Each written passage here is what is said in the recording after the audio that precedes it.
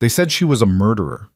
They tied her to a post in the town square like an animal, bruised and beaten, waiting for judgment that had already been passed.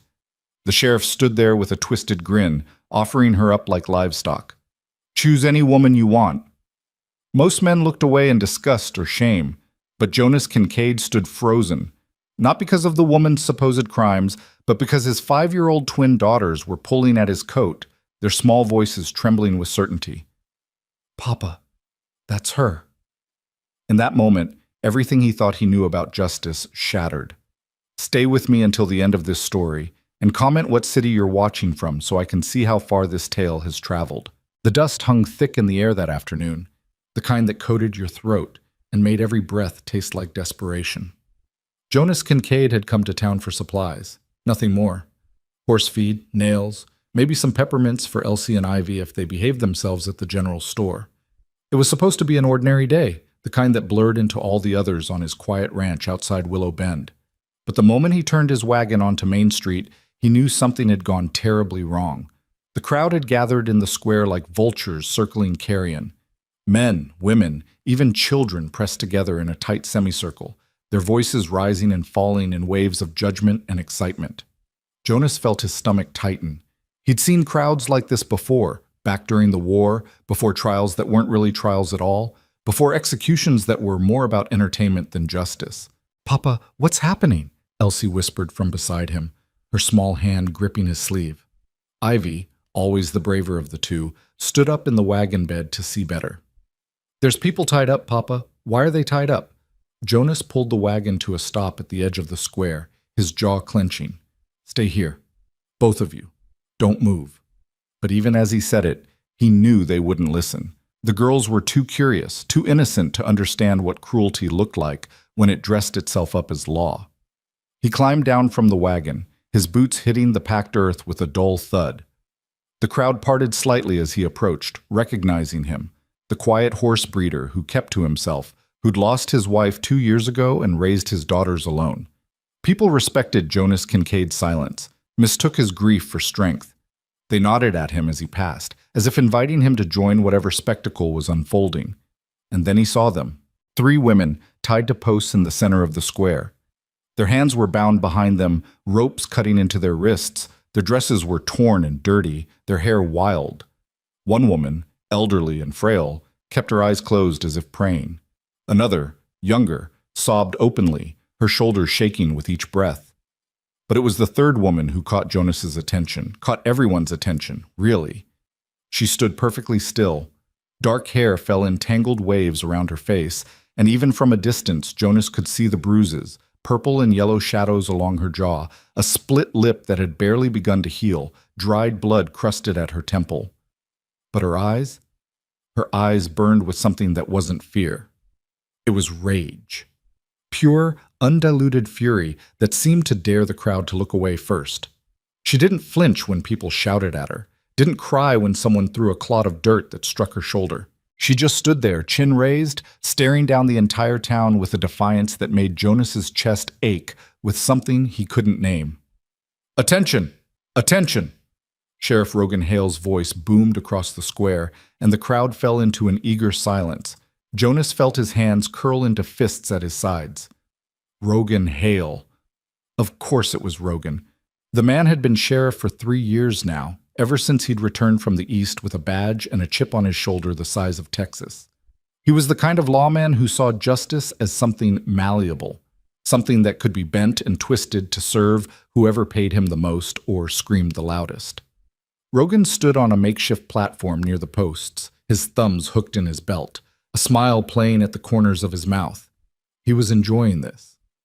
That was what made Jonas's blood run cold. The man was enjoying this. Now I know you're all wondering what we're doing here today, Rogan announced, his voice carrying across the square with practiced ease.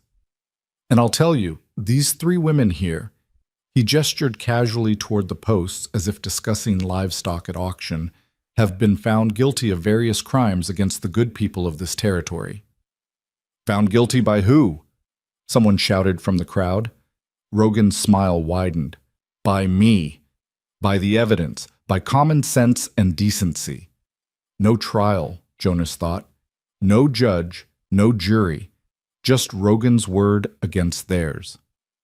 The old woman there, Rogan continued, pointing at the elderly woman with her eyes closed, was caught stealing bread from the mercantile. The young one was found in a compromising position with a married man, his wife's testimony, not mine. And this one, his finger swung toward the dark-haired woman with the burning eyes. This one is Mara Quinn, accused of murdering her own husband in cold blood 6 months ago. The crowd erupted in gasps and murmurs. Jonas watched the woman, Mara, and saw her jaw tighten, saw the way her hands clenched behind her back, but she didn't speak, didn't defend herself, just kept staring straight ahead with that terrible, beautiful rage. Now here's the thing, Rogan said, raising his hands to quiet the crowd. We could hang them. That'd be simple enough. Quick drop, broken neck, problem solved. But I got to thinking, what a waste that would be. What a waste of potential. The way he said that last word made Jonas's skin crawl. So here's what I propose, Rogan continued, pacing along the platform like a showman. Any man here who wants a wife, any man willing to take responsibility for one of these women, can have her. Right here, right now. No questions asked. You take her off our hands, she becomes your problem, your responsibility.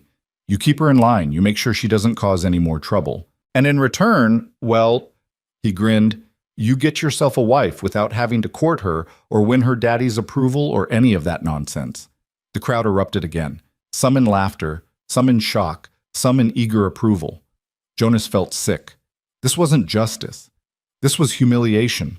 This was Rogan Hale playing God with 3 women's lives because he could, because no one would stop him. You can't be serious, Jonas heard himself say, his voice cutting through the noise. The crowd turned to look at him.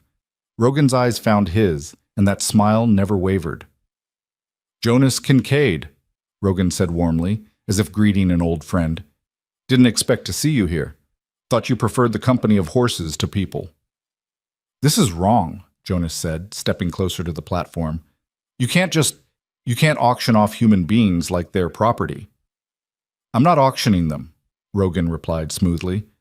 I'm offering them a chance at redemption, a chance to be useful members of society instead of criminals rotting in a cell or swinging from a rope. Seems merciful to me.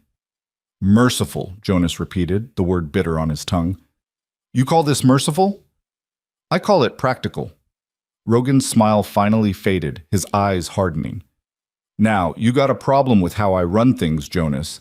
You're welcome to take it up with the territorial governor. Until then, I'm the law here, and this is how we're handling it. Jonas opened his mouth to argue, but a small voice stopped him. Papa? He turned to find Elsie and Ivy standing right behind him, having climbed down from the wagon despite his orders.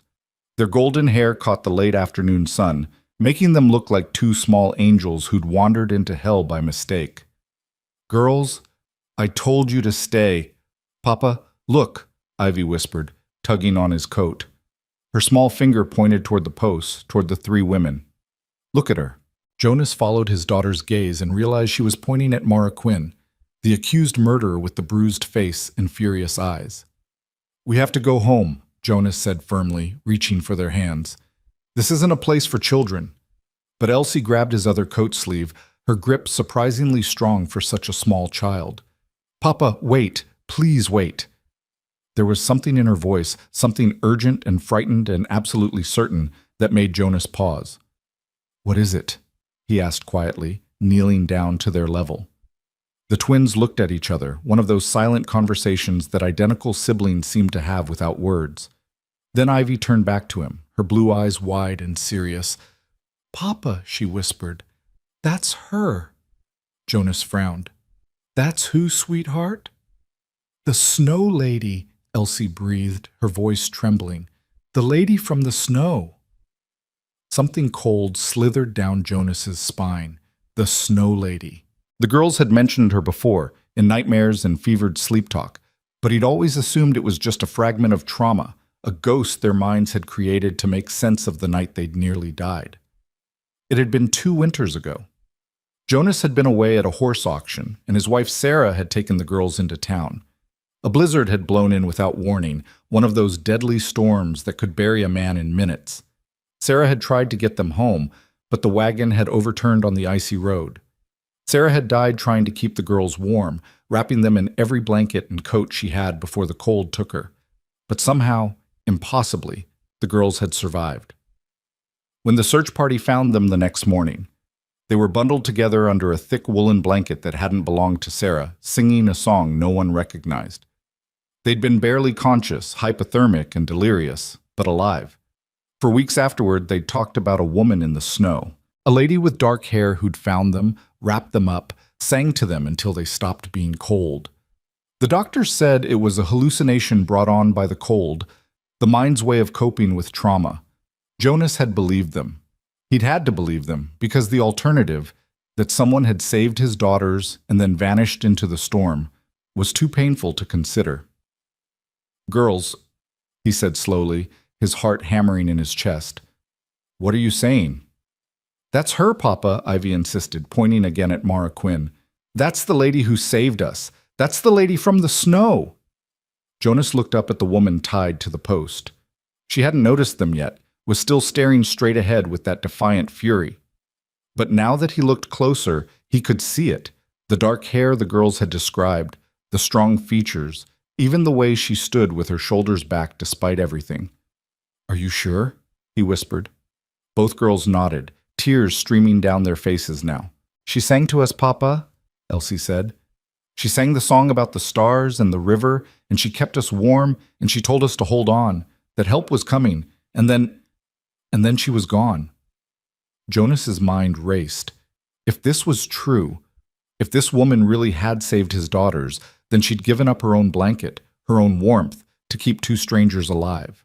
And now she was tied to a post, accused of murder, being offered up like livestock to whoever wanted her. "Any takers?" Rogan's voice rang out across the square. "Come on, gentlemen, don't be shy. These women need husbands, and some of you could use wives. What do you say?"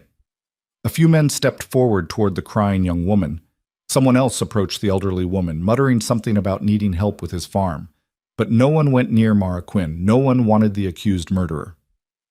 "What about you, Jonas?" Rogan called out, spotting him in the crowd. "You've been alone for 2 years now. Those girls of yours could use a mother. What do you say? Choose any woman you want." The words were meant to be generous, but they dripped with mockery. Jonas could hear it, the implication that he was desperate enough, lonely enough, to take damaged goods off the sheriff's hands. He looked down at his daughters. They were clutching his coat, looking up at him with those huge blue eyes that had seen far too much suffering for 5-year-olds. Ivy's lip trembled. Elsie's small voice broke the silence. "Please, Papa, we can't let them hurt her. She saved us." And just like that, Jonas knew what he had to do. He stood up slowly, his decision settling into his bones like stones. He walked through the crowd, which parted before him like water, everyone watching to see what the quiet horse breeder would do. He could feel their eyes on his back, hear the whispers starting up like hornets. When he reached the platform, he looked directly at Rogan Hale. "I'll take her," Jonas said, his voice steady and clear. Rogan's eyebrows shot up. "Which one?" Jonas turned and pointed at Mara Quinn. "Her!" The crowd exploded. Gasps, shouts, someone laughing in disbelief. Jonas ignored all of it, his eyes locked on the woman at the post. And for the first time since he'd arrived, Mara Quinn moved. Her head turned slowly, her dark eyes finding his across the distance. He saw surprise flash across her face, then suspicion, then something that might have been fear. Not of him, but of hope itself. "You sure about that, Jonas?" Rogan asked, his voice lilting with barely concealed amusement. "She's accused of killing her husband. Bashed his head in with a fireplace poker, they say. You want that kind of woman around those precious daughters of yours?" "I'm sure," Jonas said simply. Rogan studied him for a long moment, then shrugged. "Your funeral, or maybe hers. Either way, she's your problem now." He turned to one of his deputies. "Cut her loose." The deputy approached Mara with a knife, sawing through the ropes at her wrists. She didn't move as they fell away, just stood there rubbing the raw, bloody marks they'd left behind. Her eyes never left Jonas's face, searching for something, his intentions, maybe, or his sanity. Jonas pulled off his coat and walked toward her. The crowd fell silent, watching. When he reached her, he held out the coat. "Here," he said quietly. "You're shaking." Mara stared at the coat like it might bite her. "Why?" she whispered, her voice hoarse and broken.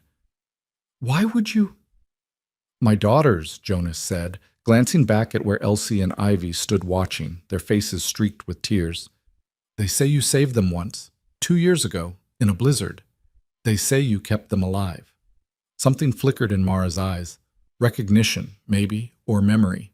Her gaze shifted to the twins, and Jonas saw her face crack just slightly, saw something like pain cross her features before she locked it away again. I don't remember," she said, but her voice was uncertain. "They remember you," Jonas said. He stepped closer, draping the coat over her shoulders before she could protest. "That's enough for me." For a moment they just stood there, close enough that he could see the full extent of the damage someone had done to her face, close enough to see the way her hands trembled even as she tried to hold herself still.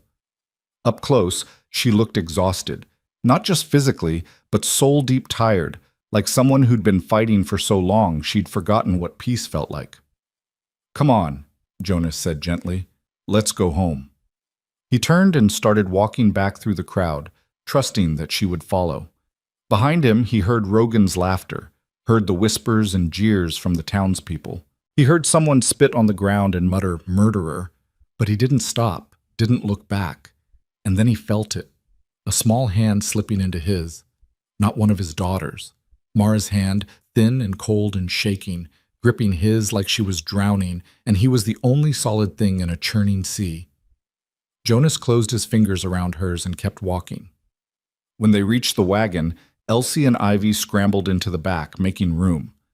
Jonas helped Mara up onto the seat beside him, acutely aware of how carefully she moved, how she winced when she bent her ribs a certain way. Someone had hurt her badly. Recently. He climbed up beside her and took the reins, clicking his tongue to get the horses moving. As they pulled away from the square, away from the crowd and the judgment, and Rogan Hale's mocking smile, Jonas felt Mara's hand slip out of his. For a moment, he thought she was pulling away, putting distance between them. But then he felt a weight against his shoulder and realized she'd simply collapsed, her body folding sideways until her head rested against him, unconscious or just beyond exhausted. He couldn't tell which. Behind them, he heard his daughter's voices, soft and wondering. "Is she okay, Papa?" Elsie whispered. "She will be," Jonas said, though he had no idea if that was true. "She will be." The ride back to the ranch took an hour, the wagon creaking along the dirt road as the sun sank lower in the sky. Mara didn't wake up. She stayed slumped against Jonas's shoulder, her breathing shallow but steady, occasionally making small sounds in her sleep that might have been words or might have been pain. Jonas kept one hand on the reins and the other hovering near her arm, ready to steady her if she started to slip. Behind him, the twins were uncharacteristically quiet, just watching Mara with those serious ancient eyes that children sometimes have. When they finally reached the ranch, the sun was painting the sky in shades of orange and gold. Jonas's house was modest, a 2-story structure he'd built himself, weathered but solid, surrounded by corrals and pastures where his horses grazed. It wasn't much, but it was home. It was safe. He pulled the wagon to a stop and carefully shifted Mara's weight, lifting her down as gently as he could. She stirred slightly, her eyes fluttering open. "Where?" She started, confused, her voice thick with sleep. "It's okay," Jonas said. "We're home. You're safe here." She looked around at the ranch, at the house, at the twins who were already running ahead to open the front door. Something unreadable crossed her face. Disbelief, maybe? Or fear that this was all some kind of trick. "I don't understand," she whispered. "Why would you do this? You don't know me. You don't know what they say I did." Jonas met her eyes. "No, I don't. But I know what my daughters say you did. And I know what I just watched that sheriff do. That's enough for now." He carried her toward the house, and this time she didn't protest. She just wrapped her arms around his neck and held on, her face pressed against his shoulder, her breath warm against his throat. Inside, the house smelled like dust and old coffee and the faint scent of lavender from the dried flowers Sarah used to hang in every room. Jonas carried Mara upstairs to the guest room. the one that had been empty since Sarah died, the one he couldn't quite bring himself to change or use. He laid her down on the bed, and immediately Elsie and Ivy were there, climbing up beside her, their small hands patting her arms and face like they were making sure she was real. "It's okay now," Ivy said seriously. "Papa won't let anyone hurt you." "We won't let anyone hurt you," Elsie echoed. "You saved us. Now we save you." Mara's eyes filled with tears, the first emotion Jonas had seen from her beyond rage. She reached out with shaking hands and pulled the girls close, burying her face in their golden hair, her shoulders shaking with silent sobs. Jonas backed out of the room quietly, giving them space. He stood in the hallway for a long moment, listening to his daughter's soft voices murmuring comfort, listening to Mara cry, really cry, for what might have been the first time in months. "What have I done?" he thought. "What in God's name have I just done?" He'd brought an accused murderer into his home, a woman he didn't know, whose story he hadn't heard, whose guilt or innocence was a complete mystery. He'd done it because his 5-year-old daughters had pointed at her and said, "That's her." Because something in his gut had screamed that what Rogan was doing was wrong. Because when he'd looked into Mara Quinn's furious, exhausted eyes, he'd seen someone who'd been fighting a losing battle for far too long. Jonas walked downstairs and sank into the chair by the cold fireplace, his head in his hands. Outside, the sun finished setting, and darkness crept across the ranch like a living thing. In the guest room upstairs, a woman who'd been condemned without trial slept fitfully between two little girls who believed she'd saved their lives. And in the parlor, a man who'd lost his wife 2 years ago wondered if he'd just made the biggest mistake of his life, or the most important decision. Either way, there was no going back now. The house settled into silence, broken only by the occasional creak of old wood and the distant sound of horses moving in their stalls. Jonas sat there until full dark, staring at nothing, thinking about justice and mercy and the strange, terrible lottery that had brought Mara Quinn to his doorstep. Tomorrow, he'd have questions. Tomorrow, he'd need to figure out what happened next. How to protect his daughters, what to do about the town's whispers and Rogan's inevitable interference. But tonight, for just this one night, he'd let them all rest. He'd let the woman upstairs sleep without fear. He'd let his daughters feel like heroes who'd saved their hero. And he'd let himself believe, just for a moment, that sometimes the right choice and the crazy choice were exactly the same thing. The last thing Jonas heard before exhaustion finally pulled him under was the sound of soft singing from upstairs, an old melody he didn't recognize, something about stars and rivers and the long road home. His daughters' voices joined in, their high, sweet notes twining around Mara's deeper tones. And despite everything, despite the accusations and the bruises and the sheriff's mocking laughter, Jonas smiled. Because for the first time in 2 years, his house didn't sound empty anymore. Morning came too early, slicing through the curtains in thin golden bands that fell across Jonas's face where he'd finally dozed off in the parlor chair. His neck ached from the awkward angle, and for a moment he forgot why he wasn't in his own bed. Then memory crashed back like cold water, the town square, the ropes, Mara Quinn's bruised face, his daughter's desperate whispers. He sat up quickly, listening. The house was silent except for the usual creaks and groans of old wood settling. Too silent. Jonas stood and moved toward the stairs, his heart suddenly hammering. What if she'd run during the night? What if she'd hurt the girls? What if... He reached the guest room and stopped in the doorway. All 3 of them were still there, tangled together in sleep. Elsie had her arm thrown across Mara's waist. Ivy's golden head rested on Mara's shoulder, and Mara herself lay on her back, one hand curved protectively around each girl, her face finally relaxed in true rest. The morning light caught the bruises on her jaw, turning them purple and green, but her expression was peaceful in a way that made Jonas's chest ache. He backed away carefully, not wanting to wake them, and headed downstairs to start coffee. His hand shook slightly as he worked the grinder, the sharp smell of beans filling the kitchen. What was he supposed to do now? He'd acted on instinct yesterday, on faith in his daughter's conviction, but in the harsh light of morning, reality pressed in. He'd brought a stranger into his home, an accused murderer. He knew nothing about her except that the town had condemned her, and his children believed she'd saved them 2 years ago. The coffee was just beginning to boil when he heard footsteps on the stairs. Light, hesitant footsteps that paused halfway down, as if the person making them was considering retreat. "Coffee's almost ready," Jonas called out, keeping his voice gentle, non-threatening. The footsteps resumed. Mara appeared in the kitchen doorway, still wearing his coat over her torn dress, her dark hair loose and wild around her shoulders. In full daylight, the damage was worse than he'd realized. Not just the bruises on her face, but the way she held herself, favoring her left side, the raw rope burns circling her wrists like grotesque bracelets. "The girls are still asleep," she said quietly. Her voice was rough, like she'd spent years screaming and had only recently learned to whisper again. "Good. They need the rest." Jonas poured 2 cups of coffee, sliding one across the table toward her. "You should sit. You look like you're about to fall over." Mara hesitated, then lowered herself carefully into the chair, each movement deliberate and pained. She wrapped both hands around the cup, but didn't drink, just stared into the dark liquid like it might hold answers. "I should go," she said finally. It was kind of you, what you did yesterday. Kinder than I deserved. But I can't stay here. It's not safe for you. Not safe for them."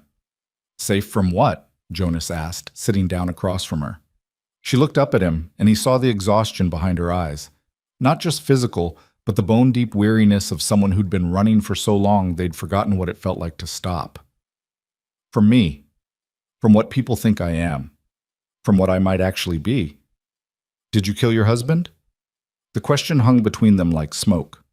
Mara's jaw tightened, and for a moment Jonas thought she wouldn't answer. Then she laughed, a short, bitter sound that had nothing to do with humor. "Does it matter? The town's already decided I did. Rogan's already decided. Even if I stood in that square and swore on every Bible in the territory, they wouldn't believe me." "I'm not asking what the town believes," Jonas said quietly. "I'm asking what's true."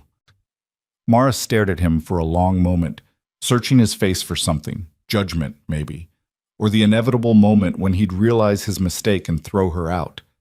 When she finally spoke, her voice was barely above a whisper. "My husband's name was Thomas Quinn. We'd been married 3 years. He was a good man when I met him. Funny, gentle, full of big dreams about the life we'd build together." She paused, her fingers tightening around the cup. "But after we married, after we moved out here, something changed. Or maybe it didn't change. Maybe I just finally saw what had always been there underneath." Jonas stayed silent, letting her tell it at her own pace. "He drank," Mara continued. "Not at first, but more and more as the years went on. And when he drank, he got mean. He'd say terrible things, break things, and then—" She stopped, her breath catching. "Then it wasn't just things anymore. It was me." The words fell into the quiet kitchen like stones into still water, and Jonas felt his hands curl into fists under the table. He'd seen it before, during the war and after. Men who took their anger and their fear and their shame out on the people who couldn't fight back. 6 months ago, Mara said, her voice steadier now, as if telling the story was somehow easier than holding it in. Thomas came home drunk. Drunker than usual. He was angry about something. Money, maybe. Or the way I'd looked at another man in town, I don't even remember. He started breaking things, screaming at me, and then he... She stopped, pressing one hand to her bruised ribs as if the memory caused physical pain. "He came at me with his fists, and I ran. I ran upstairs and locked myself in the bedroom, but he broke down the door. I grabbed the fireplace poker because it was the only weapon I had, and I held it up, told him to stop, told him I'd use it if I had to, and he just laughed. He laughed and said, 'Go ahead, try it.' And he kept coming, and I swung." Mara's voice broke. She pressed her hand to her mouth, her shoulders shaking. "But I missed," she whispered through her fingers. "I swung at him and missed, and the poker flew out of my hands and hit the wall. And then he was on me, choking me, telling me he was going to kill me, that I was worthless, that no one would miss me. I remember his hands around my throat, remember not being able to breathe, and then—" She looked up at Jonas, her eyes bright with unshed tears. "Then there was a gunshot, just one. Thomas's hands went slack and he fell on top of me, dead weight, and there was blood everywhere. So much blood. I pushed him off me and saw the hole in the back of his head, and when I looked up, Sheriff Rogan was standing in the doorway with a gun in his hand. Jonas felt ice slide down his spine. Rogan shot him? He saved my life, Mara said, but there was something strange in her voice, something that didn't match the words. That's what he told me. He said he'd heard the commotion, had come to investigate, saw Thomas attacking me through the window and shot him. He said he'd saved my life and I should be grateful.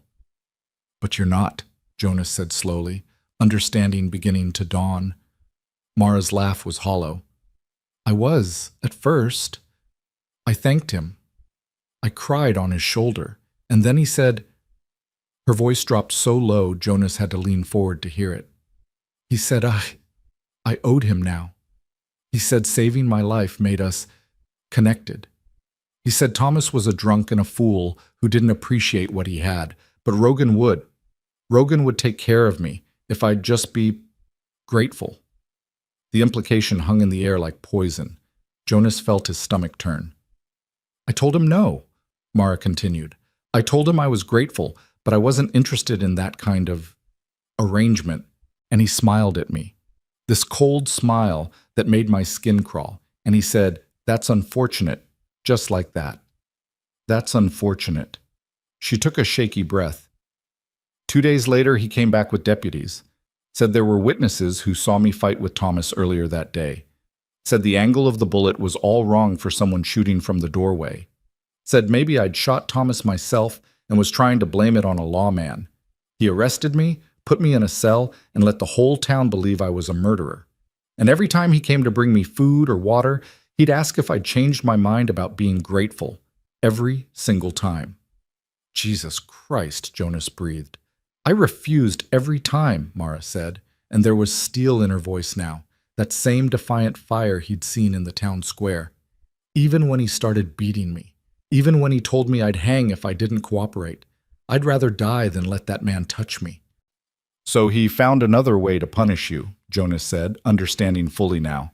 The post, the crowd, offering you up like livestock. He thought he was being generous, Mara said bitterly. Thought some desperate man would take me, and then at least I wouldn't hang. But he made sure everyone knew what I was accused of, made sure no decent man would want me. He thought I'd watch them take the other women and leave me there alone. Thought I'd beg him to save me, to take me himself rather than face the noose. But then my daughters pointed at you, Jonas said softly. Mara's expression cracked, something vulnerable showing through. I don't understand why. I don't remember saving anyone. I mean, she pressed her hand to her forehead. I remember a storm 2 winters ago. I remember being out in it, remember finding something in the snow, but everything after that is blank. I woke up 3 days later in a neighbor's barn with a concussion and frostbite. They said I'd been found unconscious on the road, half frozen. I lost part of that winter to fever and confusion. If I did save your daughters, I don't remember it. They remember you, Jonas said. They remember the song you sang, something about stars and a river? Mara's hand froze on the coffee cup. My mother's song, she whispered. She used to sing it to me when I was little. I don't even remember the words anymore, not all of them, but sometimes when I'm scared or cold, I find myself humming it without thinking. They said you wrapped them in a blanket. Sarah, my wife, was already gone when the search party found them. But the girls had a blanket no one recognized, and they kept saying a dark-haired lady had given it to them. Mara's eyes went distant, like she was trying to grasp at smoke. I had a blanket that winter, wool, dark green. My grandmother made it.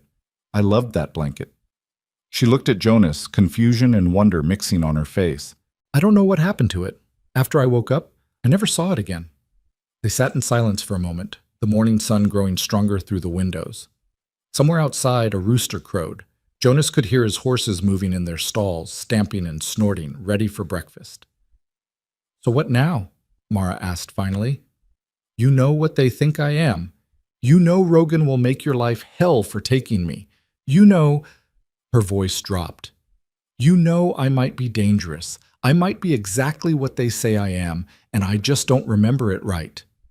Jonas stood and refilled his coffee cup, buying himself time to think. What did he know, really? He knew the town had condemned this woman without a proper trial. He knew Rogan Hale was the kind of man who used his badge like a weapon. He knew his daughters, who never lied, who saw the world with a clarity adults lost somewhere along the way, believed this woman had saved their lives.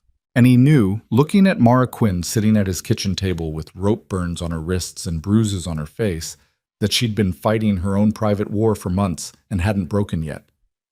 "Now," Jonas said, turning back to face her, "you stay here. You rest. You heal. And we figure out the rest as we go." "You can't just bait." "I can," Jonas interrupted firmly. "My house, my choice. And I'm choosing to believe my daughters know exactly what they're talking about." Mara stared at him like he'd just sprouted a second head. "You're crazy. You know that? Absolutely out of your mind." "Been called worse." Jonas allowed himself a small smile. "Besides, you think you're the first person everyone else gave up on? I've got a barn full of horses other people said were too broken to fix. Turned out they weren't broken, just needed someone patient enough to listen." "I'm not a horse," Mara said, but there was the ghost of amusement in her voice. "No, you're not. You're the woman who saved my daughters when she had every reason to save herself instead. That counts for something in my book." Before Mara could respond, small footsteps thundered down the stairs, and Elsie burst into the kitchen, her golden hair flying, Ivy right behind her. "Papa, she's gone. We thought she left." Elsie stopped, her eyes finding Mara at the table. Her whole face lit up. "You're still here!" Ivy rushed forward and wrapped her arms around Mara's neck from behind, nearly knocking her out of the chair. "We thought you disappeared again, like in the snow." Mara's arms came up automatically, steadying the little girl, and Jonas saw her expression shift, confusion giving way to something softer, something that looked almost like wonder. "I'm still here," Mara said quietly. "I'm not going anywhere." "Promise?" Elsie demanded, climbing onto Mara's lap despite the fact that Mara winced from her bruised ribs. "You have to promise." Mara looked helplessly at Jonas over the girls' heads. He just raised his eyebrows, leaving the choice to her. She could lie to make the moment easier. She could tell the truth and break two small hearts. Or she could do something harder, trust that maybe, just maybe, this strange sanctuary might hold. "I promise," Mara whispered, and wrapped both arms around the twins like they were the only solid things in a tilting world. "I promise I'll stay as long as your papa lets me." The days that followed settled into an unexpected rhythm. Mara moved through the house like a ghost at first, silent and careful, as if afraid that breathing too loudly might shatter whatever fragile grace had brought her there. She slept in the guest room, but spent most nights sitting in the chair by the window, watching the darkness as if expecting Rogan or the townspeople to come with torches and ropes. But no one came. The ranch was too far from town, too isolated for casual visitors. Jonas worked with his horses during the day, and Mara slowly began to move around the house, doing small things, washing dishes, sweeping floors, mending the girls' clothes that had been waiting in a basket since Sarah died. "You don't have to do that," Jonas told her one afternoon, finding her bent over a pair of Ivy's boots, stitching up a split seam with careful, precise movements. "I need to do something," Mara said without looking up. "If I just sit, I think too much. If I think too much, I remember." So Jonas let her work. He watched her repair clothes with stitches so small and even they looked like machine work. He watched her brush the girl's hair each morning, her hands gentle as she worked through the tangles, humming that old melody they claimed to remember. He watched her teach them things, how to knead bread properly, how to identify edible plants from the poisonous ones, how to move quietly through the world without drawing attention. "Where did you learn all this?" Jonas asked one evening, watching her show the twins how to braid leather into a bracelet. Mara's hands paused. "My mother. She died when I was 12. After that, it was just my brother and me. We had to learn how to survive." Her voice went distant. "Rowan was older. He taught me to read, to think, to stand up for myself. He always said knowledge was the only thing nobody could take from you, not even with a gun." "Where is he now, your brother?" Something flickered across Mara's face. Pain, longing, shame. "I don't know. We had a fight before I married Thomas. Rowan didn't like him, said he saw something wrong underneath. I didn't listen. Told Rowan if he couldn't be happy for me, I didn't want him around. And he left." I haven't seen him since. You ever try to find him? How? Mara's laugh was bitter. I've been either trapped in a marriage or trapped in a cell. Wasn't exactly free to go searching. She looked down at her hands, at the leather braid taking shape between her fingers.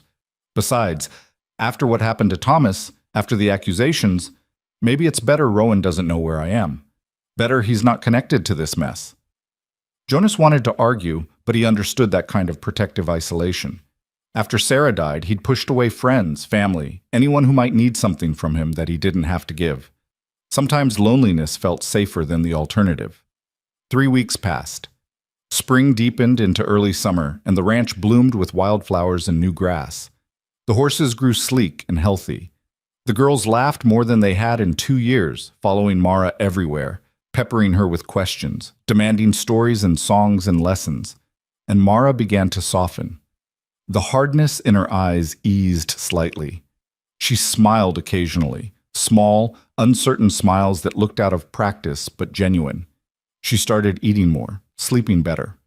The bruises faded to yellow and green, then slowly disappeared entirely. But the peace couldn't last forever. Jonas knew that. He just didn't know how quickly it would shatter. It happened on a Tuesday evening. Jonas was in the barn checking on a mare who'd seemed off her feed when Elsie came running, her face white with panic. "Papa! Papa! Come quick!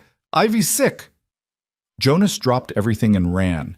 He found Ivy in the parlor, curled on the sofa, shaking violently despite the warm evening. Her face was flushed with fever, her eyes glassy and unfocused. Mara was already there, one hand on the girl's forehead, her face tight with worry. "How long has she been like this?" Jonas demanded, kneeling beside his daughter. "It came on fast," Mara said. "She was fine an hour ago, and then she said she was cold. Now she's burning up." Jonas touched Ivy's forehead and felt the heat radiating from her skin. Too hot, dangerously hot. "Ivy, sweetheart, can you hear me?" "I'm so cold, Papa," Ivy whispered. "So cold. Where's the blanket? Where's the lady's blanket?" Jonas's blood ran cold. What did she say? "The blanket," Ivy mumbled, her eyes rolling. "The green blanket, so warm." She sang about the stars and the river. "She's delirious," Mara said, but her voice shook. "It's the fever talking." But then Elsie gasped from the doorway. "Papa, I don't feel good either." Jonas turned to see his other daughter swaying on her feet, her face going pale. Before he could move, Elsie's eyes rolled back and she crumpled. Mara lunged and caught her just before she hit the floor. "Get them upstairs," Jonas said, fighting down panic. "Both of them. We need to bring the fever down." They worked through the night. Jonas ran back and forth with cold water and cloths, while Mara sat between the girls' beds, bathing their burning skin, holding them when they thrashed, singing that old melody over and over because it seemed to be the only thing that calmed them. But as the hours wore on and the fever refused to break, the girls began to mumble. Disjointed words, fragments of memory, things that made no sense to Jonas but seemed to mean everything to Mara. "The snow," Ivy whispered. "So much snow. Mama's not moving. Why isn't Mama moving?" "We have to stay warm," Elsie moaned. "Have to hold on. The lady said help is coming. She promised help is coming." "The stars are so pretty," Ivy said, tears streaming down her fevered face. "She's singing about the stars." "Don't stop singing. Please don't stop." "The blanket's green," Elsie mumbled. "Soft and green and warm, but she's shaking. Why is she shaking?" "She gave us the blanket," Ivy said. "She's not wearing the blanket anymore. She gave it to us." Mara's hand stilled on the cloth she was wringing out. Jonas saw her face go white, saw recognition dawn like the sun. "Oh God," she whispered. "Oh God, I remember." Jonas started, but she wasn't listening. She was staring at the twins with wide, horrified eyes, her hands trembling. "The storm. I remember the storm. I was traveling, trying to get to the next town before the blizzard hit, but I didn't make it. I took shelter under a tree and then I heard crying, children crying. I followed the sound and found them. 2 little girls huddled together next to an overturned wagon, next to a woman who wasn't moving. I knew the woman was dead. I knew the girls would be dead too if I didn't do something." Her voice cracked. and Jonas saw tears streaming down her face. I only had one blanket. I gave it to them, wrapped them up as tight as I could. I sang to them because I didn't know what else to do, because they were so scared, and I needed them to stay calm, to stay awake. I sang my mother's song about the stars and the river, and I promised them help was coming, that they just had to hold on a little longer. How long? Jonas asked hoarsely. How long did you stay with them? I don't know. Hours, maybe. Until I couldn't feel my hands anymore, couldn't feel my feet. Until everything started going black at the edges. The last thing I remember is lying down next to them, trying to keep them warm with my body, and then… She pressed her hands to her face. Nothing. I woke up days later in someone's barn, half dead from exposure. I asked about the children, but no one knew what I was talking about. I thought I'd imagined it, thought the cold had made me hallucinate. I thought they'd died, and my mind invented a story where I tried to save them because I couldn't live with the alternative. She looked at Jonas with devastated eyes. But they're real. They survived because I gave them my blanket and my warmth and everything I had left.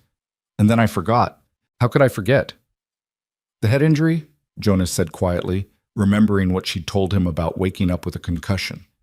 You forgot because your brain was trying to survive. But Mara… He moved to sit beside her, taking her shaking hands in his. You didn't forget the part that mattered. You saved them.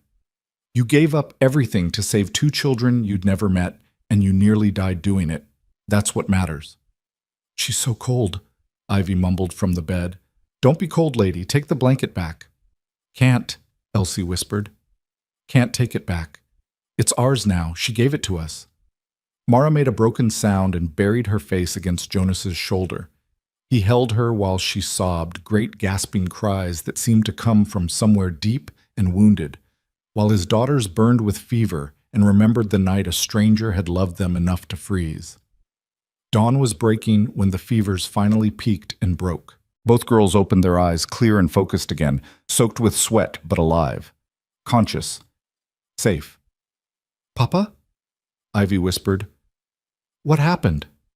You were sick, baby girl, Jonas said, brushing her damp hair back. But you're going to be okay now. Elsie's eyes found Mara, who was still sitting between their beds, exhausted and tear-stained. You stayed with us. Of course I stayed, Mara said hoarsely. Where else would I be? In the snow, Elsie said seriously. You stayed with us in the snow too, even when you were so cold, even when you didn't have your blanket anymore. Mara's breath caught. You remember that? You really remember? We always remembered, Ivy said. But Papa didn't believe us. The doctors said we dreamed it. You didn't dream it, Mara whispered. I was there. I promise I was there. We know, the twins said together, and reached for her with small, certain hands. Jonas stood and backed out of the room, giving them space, giving himself space to process what had just happened. He walked downstairs on shaking legs and collapsed into the parlor chair, the same chair where he'd dozed off that first night, the same chair where he'd made the decision to walk into that square and claim a woman everyone else had abandoned. Now he understood why the girls had recognized her, why they'd pointed with such absolute certainty. They hadn't just known her face, they'd known her sacrifice, had carried the memory of it in their bones even when their minds struggled to believe. Mara had given everything to save two strangers in a storm. And now, by some strange grace or fate or cosmic justice, those two strangers had given her a home when she needed it most. Jonas put his head in his hands and finally allowed himself to cry. For his wife, for his daughters, for the woman upstairs who'd forgotten her own heroism until fever brought the memories back. He cried for all of it, great heaving sobs that shook his shoulders and left him feeling hollowed out and strangely clean. When he finally looked up, the sun was fully risen, painting the world gold and new. He could hear voices upstairs, Mara's low and gentle, the twins' high and bright, all of them laughing about something he couldn't quite hear. Jonas stood and walked to the window, looking out over his ranch, his horses, his land. This place had been a tomb for 2 years, a monument to grief and loss. But somehow, in the space of 3 weeks, it had become something else, something that felt dangerously, impossibly like hope. The whispers started 3 days after the fever broke. Jonas first heard them at the feed store, where old Martin Cooper was measuring out oats with hands that shook just slightly with age. The store had been busy when Jonas walked in, but conversation died the moment the door chimed his arrival. Men who'd known him for years suddenly found urgent business studying their boots or examining sacks of grain they'd seen 1,000 times before. "Morning, Martin," Jonas said evenly, refusing to acknowledge the silence. "Jonas?" Martin's voice was careful, neutral. He measured the oats without meeting Jonas's eyes. "Heard your girls took sick." "They're better now. Fever broke clean." "Good. That's good." Martin tied off the sack with quick, efficient movements. "Also heard you got yourself some help out at the ranch these days." There it was. Jonas kept his face expressionless as he counted out coins. "News travels fast. Always does in a small town." Martin finally looked at him, and there was something in his eyes. Not quite pity, not quite warning, but somewhere in between. "Folks are talking, Jonas, saying maybe you didn't think things through, saying maybe you're putting those girls in danger." "Folks should mind their own business," Jonas said quietly, but there was steel underneath. "Maybe so. But when a man brings home a woman accused of murder, folks tend to get nervous, especially when there's children involved." Jonas picked up the sack of oats, the weight of it solid against his shoulder. "The woman's name is Mara, and she's no more a murderer than you or me." "You sure about that?" The voice came from behind him, and Jonas didn't need to turn around to know who it belonged to. He'd recognize that smooth, confident drawl anywhere. Sheriff Rogan Hale stood in the doorway, one hand resting casually on his gun belt, his badge catching the morning light. He smiled like they were old friends, but his eyes were cold and calculating. "Sheriff," Jonas said flatly. "Jonas Kincaid. Been meaning to ride out to your place, see how you're settling in with your new arrangement." Rogan stepped fully into the store, and the other customers suddenly remembered they had business elsewhere. Within moments, Jonas and Rogan were alone except for Martin, who'd gone very still behind his counter. "Arrangement's fine," Jonas said. "Don't need checking on." "See, that's where you're wrong." Rogan's smile widened, showing too many teeth. "When a man takes custody of a known criminal, that becomes my business. That becomes everyone's business, especially when that criminal might be a danger to innocent children. She's not a danger to anyone." "You sound mighty certain about that. Tell me, Jonas, what exactly do you know about Mara Quinn? Besides what she's told you, which I'm guessing is quite the sob story." Jonas shifted the oat sack to his other shoulder, using the movement to put more distance between himself and the sheriff. "I know enough. Do you know she and Thomas fought constantly? That neighbors heard her threatening to kill him more than once? Do you know she was found standing over his body with his blood on her hands, with the murder weapon right there on the floor where she dropped it?" "I know you were the one who shot him," Jonas said quietly, and watched Rogan's smile freeze. "I know you killed Thomas Quinn and then tried to leverage that into getting what you wanted from his widow. When she refused, you framed her for murder." The silence that followed was thick and dangerous. Martin made a small sound behind his counter, quickly stifled. Rogan's hand drifted closer to his gun, and Jonas tensed, ready to drop the oats and defend himself if necessary. But Rogan just laughed, a cold, amused sound that raised the hair on Jonas's neck. "Is that what she told you? That I killed her husband? Jonas, Jonas, Jonas? The woman's playing you like a fiddle.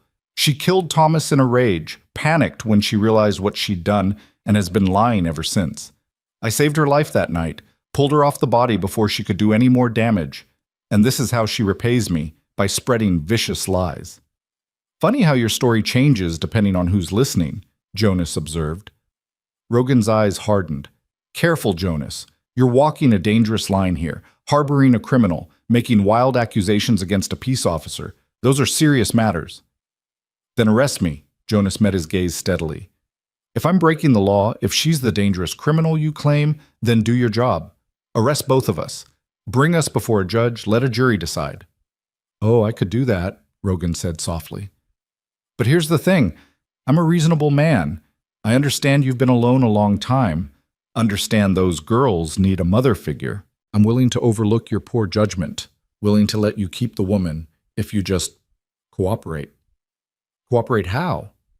Send her to town once a week to check in with me. Let me make sure she's behaving herself. That's all. Just a simple courtesy call. Rogan's smile returned, oily and knowing.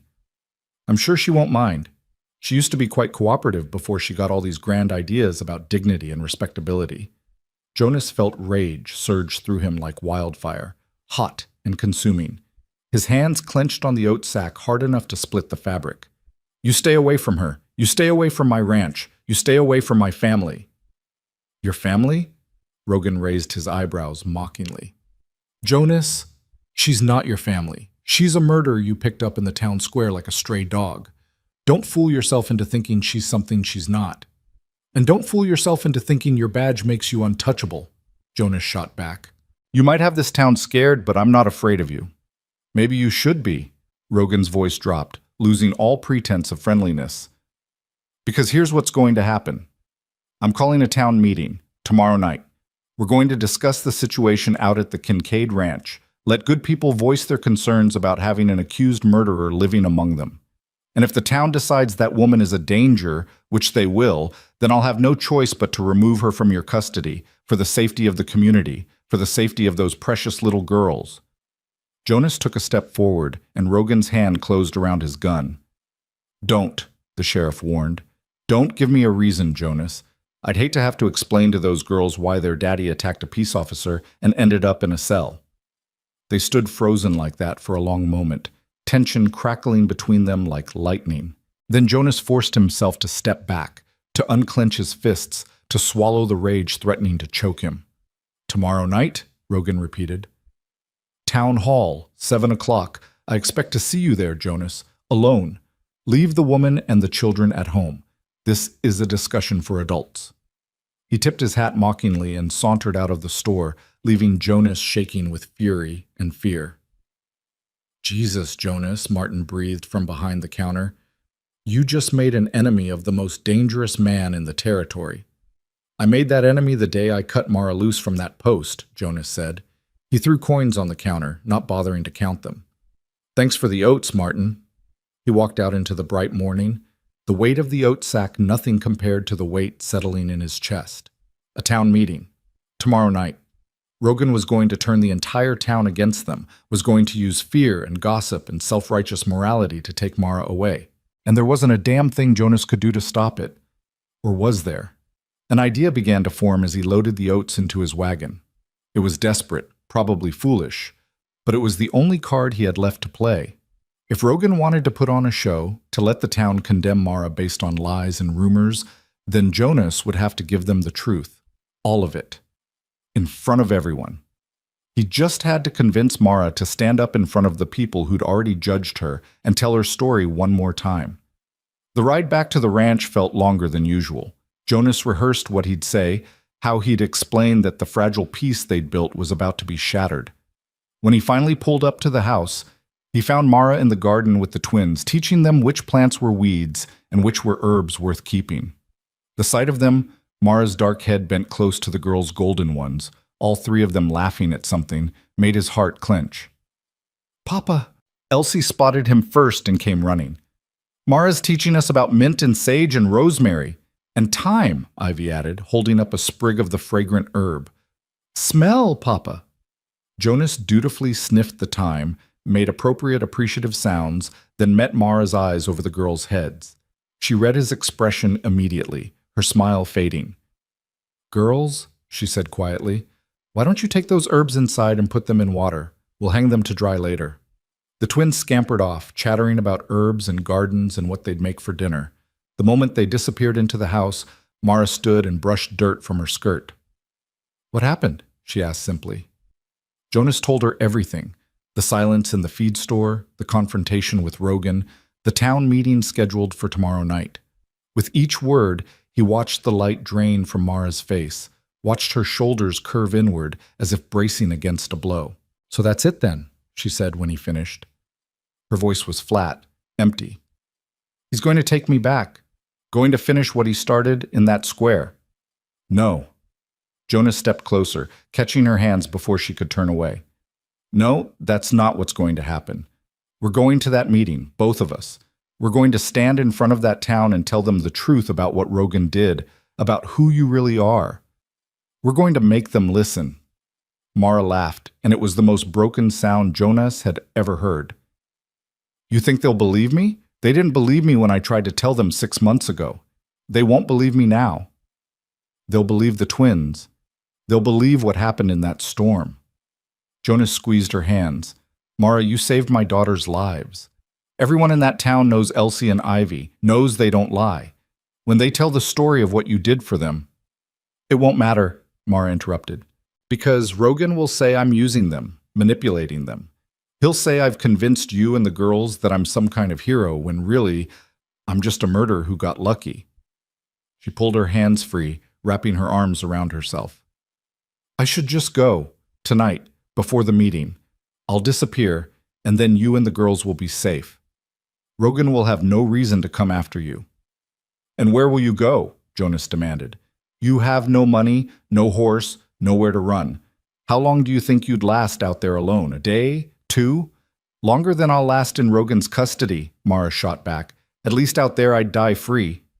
"Nobody's dying." Jonas's voice came out harder than he intended.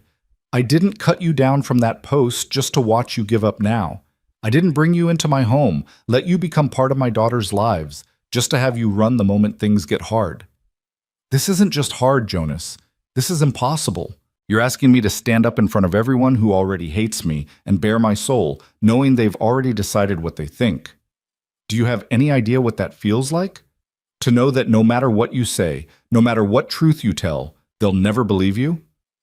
"Yes," Jonas said quietly. "I do.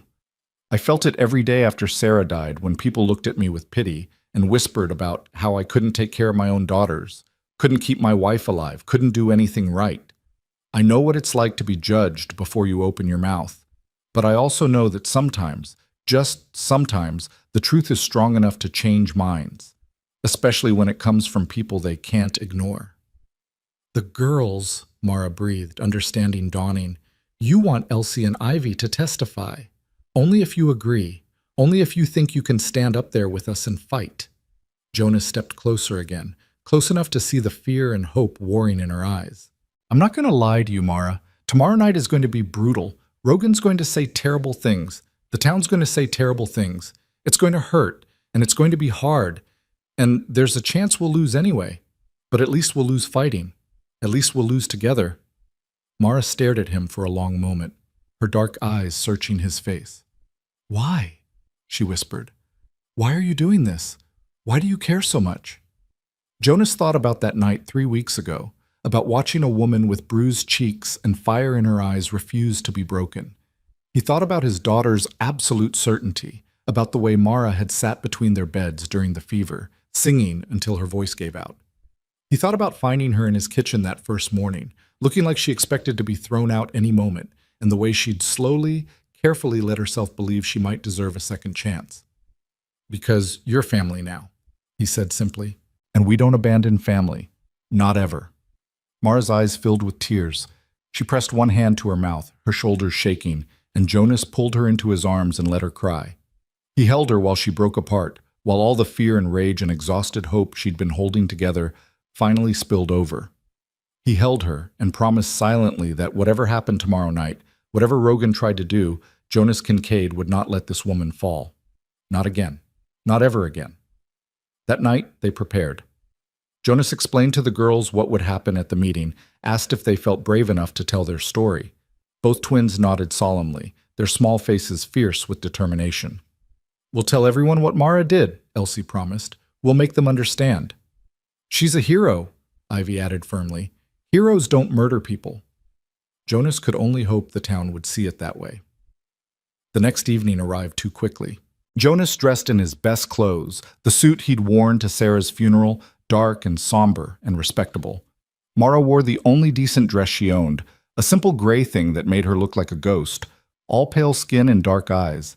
The twins wore matching blue dresses Jonas's mother had sent last Christmas, their golden hair brushed and braided. They looked like a family. That was what struck Jonas as they climbed into the wagon. They looked like a proper family heading to church or a social, not a trial that would determine whether they'd all be together tomorrow or torn apart forever. The ride into town was silent except for the creak of wagon wheels and the soft sound of Mara humming that old melody, trying to calm herself. Jonas wanted to say something reassuring, something brave, but all the words felt hollow, so he just reached over and took her hand, and she gripped his fingers so hard it hurt. The town hall was already packed when they arrived. People spilled out onto the street, craning their necks to see inside. Jonas felt his stomach drop. Half of Willow Bend had turned out for this spectacle, eager to watch the drama unfold. "Mama, I'm scared," Ivy whispered, using the name that had become natural over the past weeks. Mara flinched at the word, then gathered both girls close. "Me too, sweetheart. But we're going to be brave anyway, okay? Sometimes being brave means being scared and doing it anyway." They pushed through the crowd, which parted reluctantly, people muttering and pointing. Jonas kept one hand on Mara's back, guiding her forward, trying to shield her from the worst of the stares. Inside, the hall was stuffy and hot, packed with bodies and judgment. Rogan stood at the front on a raised platform, looking like a king holding court. His deputies flanked him, hands resting on their guns. When he saw Jonas and Mara enter, his smile was triumphant. "Ah, there's our guests of honor," Rogan announced loudly. "Jonas Kincaid and his new companion.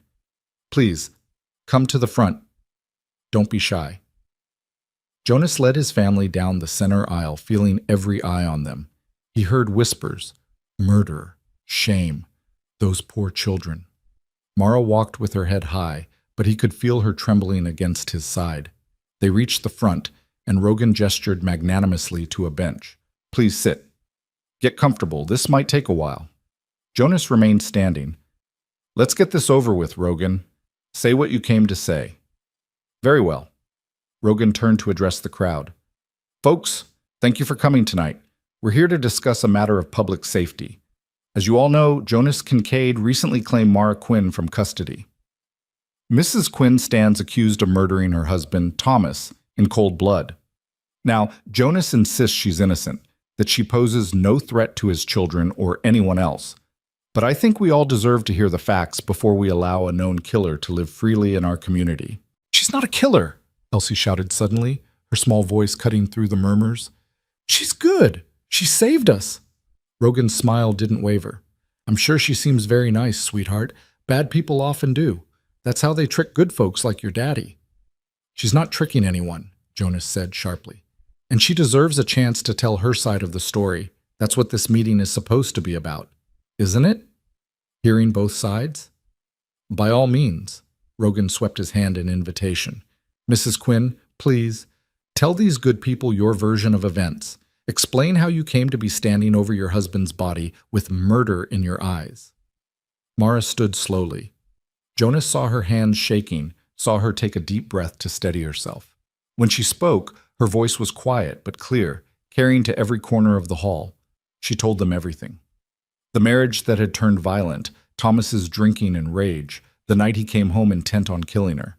She told them about the fireplace poker she'd tried to use to defend herself, about the hands around her throat, about blacking out from lack of air. And she told them about Rogan, about the gunshot that killed Thomas, about the sheriff's demands afterward, about his threats when she refused. The hall erupted. People shouted questions, accusations, disbelief. Rogan held up his hands, playing the wounded public servant perfectly. "You see?" he said sadly. "This is what I warned you about. Mrs. Quinn is delusional, willing to accuse an officer of the law rather than admit her own guilt. She killed her husband in a fit of rage, and now she's trying to destroy my reputation to save herself." "She's telling the truth," Jonas said firmly. "Every word." "Can you prove that?" Rogan challenged. "Can you prove anything she said? Or are we just supposed to take the word of a murderer and the man who's clearly besotted with her?" Jonas opened his mouth, but he had nothing. No proof, no evidence. Just faith in Mara's story and his daughter's memory. It wasn't enough. He could see it in the crowd's faces. They wanted to believe the sheriff, wanted the simple story where the bad woman got what she deserved. And then, from the back of the hall, a new voice cut through the chaos. "I can prove it." Every head turned. A man pushed through the crowd, tall and lean with dark hair going gray at the temples, dressed in a travel-worn coat and carrying a leather satchel. His face was weathered by sun and wind, and his eyes were the same deep brown as Mara's. Mara gasped. "Rowan?" The man's stern expression cracked into something softer. "Hello, little sister. Sorry I'm late." Rowan Quinn moved through the stunned crowd like Moses parting the Red Sea.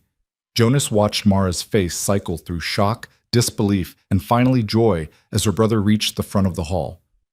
"Rowan, when did you—" Mara's voice broke. "I've been looking for you for 6 months," Rowan said quietly.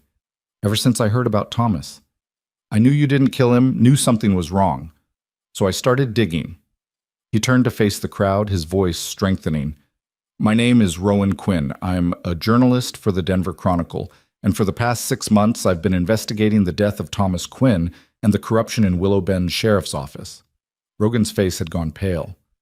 "This is highly irregular. You can't just walk in here and—" "I can when I have evidence of a crime," Rowan interrupted smoothly. He opened his satchel and pulled out a stack of papers and what looked like a small wooden box with brass fittings, a recording device. "I have witness statements, financial records showing regular payments from Rogan Hale to known criminals, and most importantly, I have this." He held up the recording device, and the crowd pressed forward, curious. "What is that?" someone called out. "This boy," Rowan said, "is a wax cylinder recording made by Thomas Quinn 3 days before he died. He came to me terrified, saying he needed to record his testimony in case something happened to him. He said Sheriff Rogan Hale had been threatening him, demanding payment for protection. When Thomas couldn't pay, Rogan threatened to take what he wanted from Thomas's wife instead. Thomas refused, told Rogan to stay away from Mara, and Rogan told him—" Rowan's voice dropped, every word falling into silence like stones. "Rogan told him that one way or another he'd have Mara Quinn, even if it meant putting Thomas in the ground." The hall exploded with noise.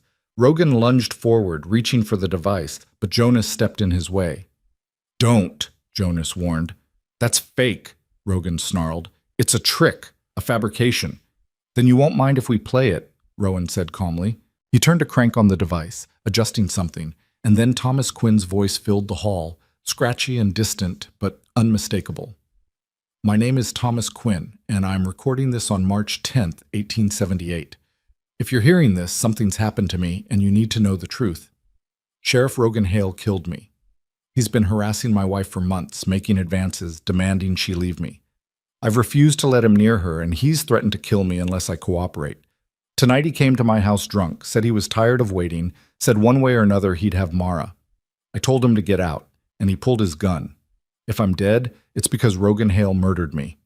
Don't let him get away with it. Don't let him hurt my Mara. Please." The recording ended with a loud crack that might have been a gunshot. The silence that followed was absolute, crushing, every eye in the hall fixed on Sheriff Rogan Hale, who stood frozen, his face twisted with rage and fear. "That's a lie," Rogan said, but his voice shook. "That's a goddamn lie, and you all know it. Thomas Quinn was a drunk who beat his wife. He probably made that recording while he was drunk off his ass talking nonsense." "The date stamp matches," Rowan said coldly. "March 10th, 3 days before Thomas died. And I have a witness who saw you entering the Quinn house the night of the murder. I have receipts showing you purchased ammunition that matches the bullet that killed Thomas. And I have testimony from 3 women you've harassed the same way you harassed my sister."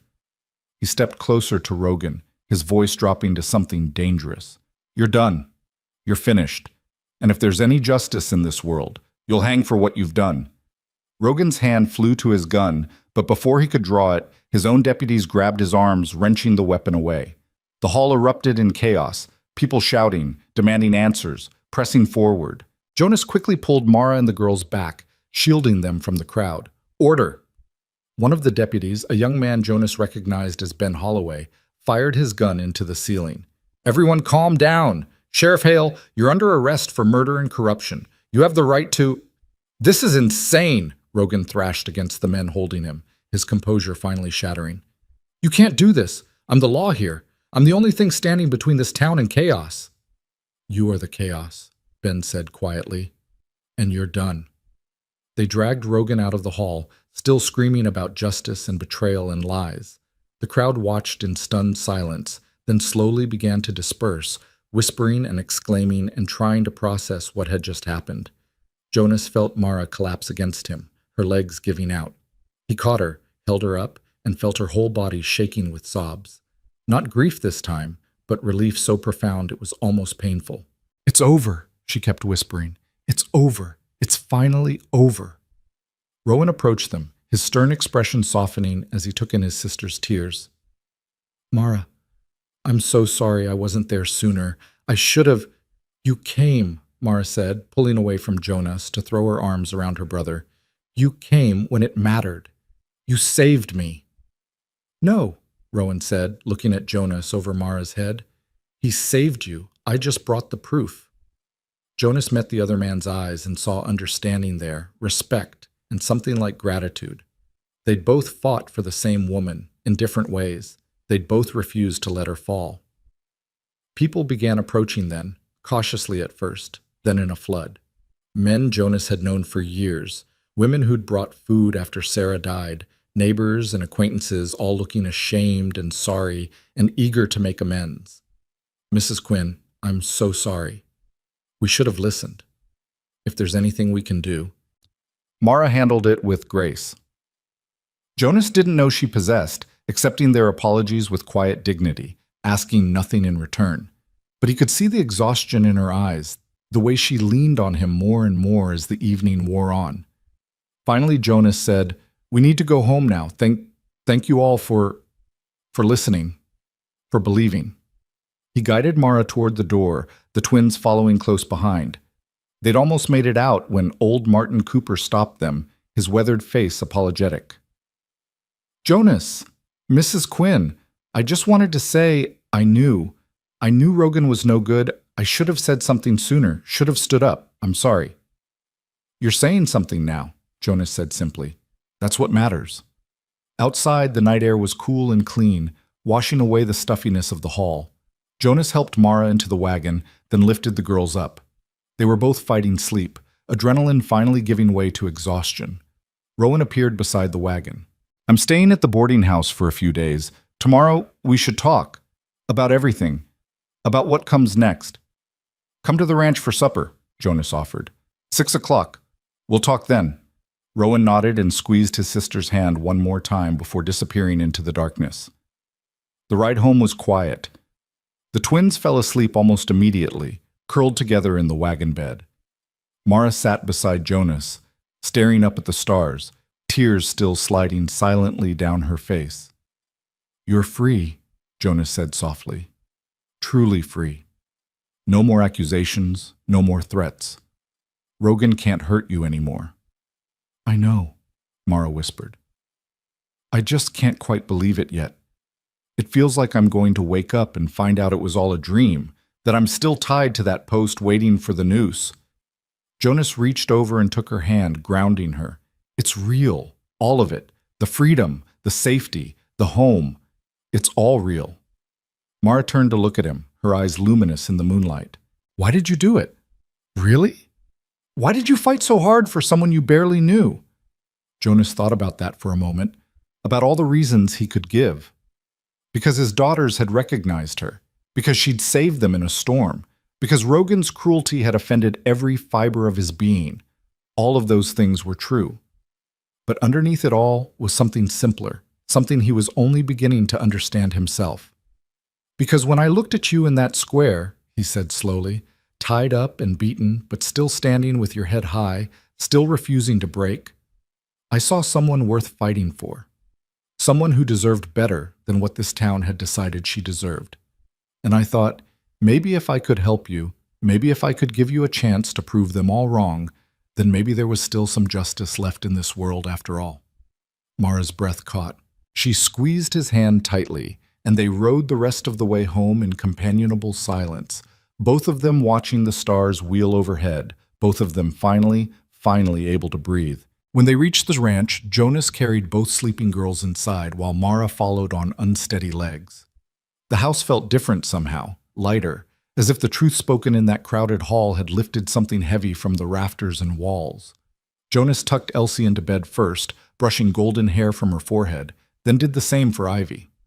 Both girls stirred slightly, but didn't wake, exhausted by the evening's drama. He found Mara standing in the hallway, staring at nothing, her arms wrapped around herself like she was trying to hold her own pieces together. Without thinking, Jonas stepped close and pulled her into his arms. She came willingly, pressing her face against his chest, and he felt the moment she finally let go. Really let go. Her body going soft against his as months of terror and tension drained away. "I don't know what to do now," she whispered against his shirt. "I've spent so long just trying to survive that I don't know how to live anymore." Jonas rested his chin on top of her head, breathing in the scent of her hair, soap and herbs from the garden, and something uniquely Mara. "Then we'll figure it out together, one day at a time." They stood like that for a long moment, neither wanting to break the spell. Finally, Mara pulled back slightly, looking up at him with eyes that held questions she seemed afraid to ask. Jonas cupped her face gently, his thumb brushing over her cheekbone where the last yellow shadow of a bruise was finally fading. "Get some rest," he said quietly. "Tomorrow's a new day. The first day of your actual life, not the one Rogan tried to force you into." Mara nodded and retreated to her room. Jonas stood in the dark hallway for a while longer, listening to the house settle around him, before heading to his own bed. He expected to lie awake for hours, mind churning over everything that had happened, but exhaustion pulled him under almost immediately. For the first time in months, he slept without nightmares. Morning arrived with birdsong and golden light streaming through his window. Jonas dressed and headed downstairs, following the smell of coffee and something baking. He found Mara in the kitchen, already dressed and working on what looked like bread dough, her movements practiced and efficient. "You're up early," he observed, pouring himself coffee. "Couldn't sleep past dawn." Mara shaped the dough with quick, capable hands. "Felt wrong to lie in bed when there's work to be done. Besides, I wanted to make something special for when Rowan comes tonight. I haven't cooked for my brother in 4 years." Her voice caught on the last words, and Jonas saw tears threatening. He moved to stand beside her, not touching, but close enough that she could lean on him if she needed to. "He came all that way to find you," Jonas said. "Spent months digging up evidence, putting together a case. That's not something you do for someone you've given up on." "I told him terrible things the last time we spoke." Mara's hand stilled on the dough. "Accused him of being jealous, of trying to control my life. I chose Thomas over him, chose the man who would eventually try to kill me over the brother who only wanted to protect me. And Rowan still came, still saved me." "That's what family does," Jonas said simply. "They show up, even when it's hard, even when you've pushed them away." Mara looked at him then, really looked at him, and something in her expression made Jonas's breath catch. "Is that what we are?" she asked softly. "Family?" Before Jonas could answer, small footsteps thundered down the stairs and Elsie burst into the kitchen, Ivy right behind her. "Mama, Papa, can we go see the new foal, please?" Elsie begged. One of Jonas's mares had given birth 3 days ago, and the twins had been fascinated by the long-legged baby horse stumbling around the pasture. Mara glanced at Jonas, and he saw the flicker of uncertainty in her eyes. The girls had been calling her mama for weeks now, but after last night's public revelation, maybe she wondered if it was still appropriate, if Jonas still wanted her here now that she was no longer a woman who needed rescuing. "After breakfast," Jonas said firmly, answering both the girls' question and Mara's unspoken worry. "Mama needs to finish the bread first, and you two need to eat something besides excitement." Mara's smile was small but genuine. "Go wash up," she told the girls. "I'll have food ready in 10 minutes. They scattered, and Mara returned to her dough with hands that trembled slightly. Jonas wanted to say something more, wanted to tell her that last night had changed nothing about her place here, but the words felt too big for the quiet morning kitchen. So instead, he simply stayed close, refilled her coffee when it went cold, and let his presence say what his voice couldn't quite manage. Breakfast was a chaotic affair, the twins chattering nonstop about the foal and the town meeting, and Uncle Rowan, who they barely remembered but were thrilled to have discovered. After they finished eating, Jonas led them all out to the pasture where the mare grazed with her baby. The foal was all legs and curiosity, prancing up to investigate the humans with fearless enthusiasm. "She's beautiful," Mara breathed, watching the baby nuzzle her mother's side. "What will you call her?" "Haven't decided yet. Jonas leaned against the fence rail, the warm morning sun on his face. Usually let them show me their name over the first few weeks. This one's bold, though, brave. Maybe something like courage or valiant. Or hope, Mara said quietly, because sometimes hope is the bravest thing of all. Jonas turned to look at her and found her watching the foal with an expression of such tender longing that it made his chest ache. Hope it is, he agreed. The girls squealed with delight and immediately began making plans for Hope's future. What tricks they'd teach her, how they'd braid her mane with ribbons, all the adventures they'd have together. Mara laughed at their enthusiasm, and the sound was like water in a desert, precious and life-giving. They spent the morning doing ranch work, falling into the rhythm that had developed over the past weeks. Jonas worked with the horses while Mara tended the garden, and the girls helped by chasing butterflies and making elaborate mud pies.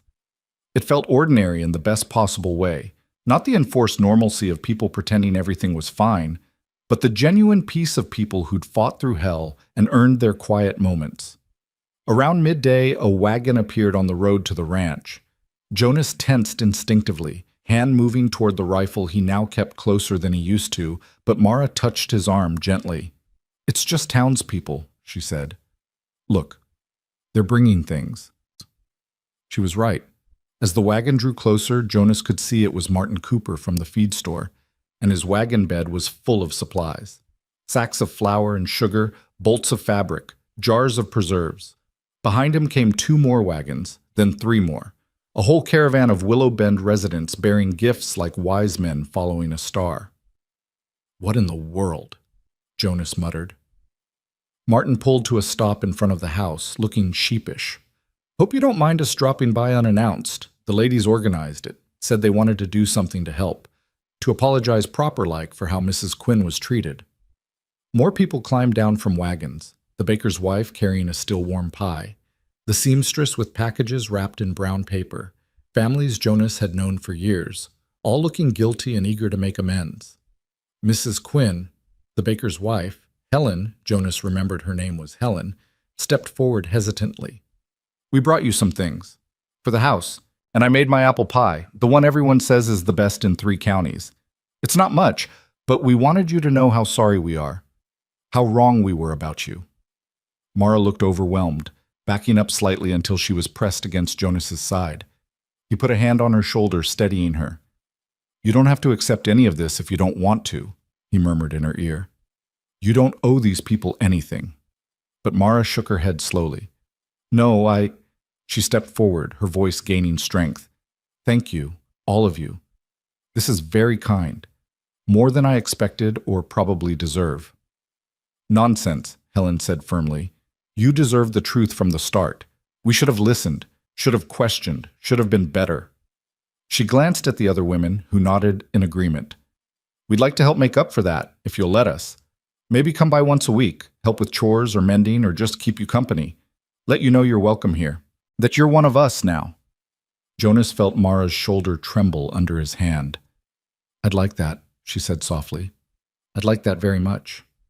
The women swarmed forward then, gathering Mara up in hugs and exclamations and plans for quilting bees and recipe exchanges.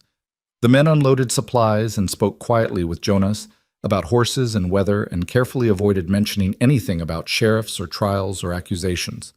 The twins darted between adults like small golden birds, soaking up the attention and treats people kept slipping them. It took hours for everyone to leave, and by the time the last wagon disappeared down the road, the house was overflowing with supplies and goodwill. Mara stood in the parlor, surrounded by fabric and food and kindness, tears streaming down her face. "Hey," Jonas said gently, pulling her close. "What's wrong?" "Nothing's wrong," Mara laughed through her tears. "That's the problem. I keep waiting for it to fall apart, for someone to take it all away. I keep waiting for the other shoe to drop." "No more shoes," Jonas promised. "No more waiting for disaster. This is real, Mara. This is yours, your home." She buried her face against his shoulder and cried, great heaving sobs that shook her whole body. Jonas just held her and let her release months of fear and pain and desperate hope finally fulfilled. Behind them, the twins crept into the room and wrapped their arms around both adults. creating a tangle of limbs and love that felt like the safest place in the world. Evening arrived too quickly. Jonas spent the afternoon cleaning himself up, aware that meeting Mara's brother properly was important, even if they'd technically already met in the chaos of the town hall. Mara disappeared into the kitchen and emerged hours later with a feast: roasted chicken, fresh bread, vegetables from the garden, and a berry pie that made the whole house smell like heaven. Rowan arrived precisely at 6, riding a sturdy bay gelding and carrying a bottle of what looked like expensive whiskey. He'd cleaned up, too, Jonas noticed, traded his travel-worn coat for something newer, combed his graying hair back from his weathered face. But his eyes were the same as Mara's, deep brown and intelligent, seeing more than they let on. "Mr. Kincaid," Rowan said, extending a hand, "thank you for the invitation and for everything you've done for my sister." "Jonas," he corrected, shaking firmly, "and I didn't do anything she wouldn't have done for someone else. Your sister's got more courage in her little finger than most men have in their whole bodies." Rowan's expression softened. "She always did. Even as a little girl, she was the brave one. I was the one who overthought everything, analyzed every angle.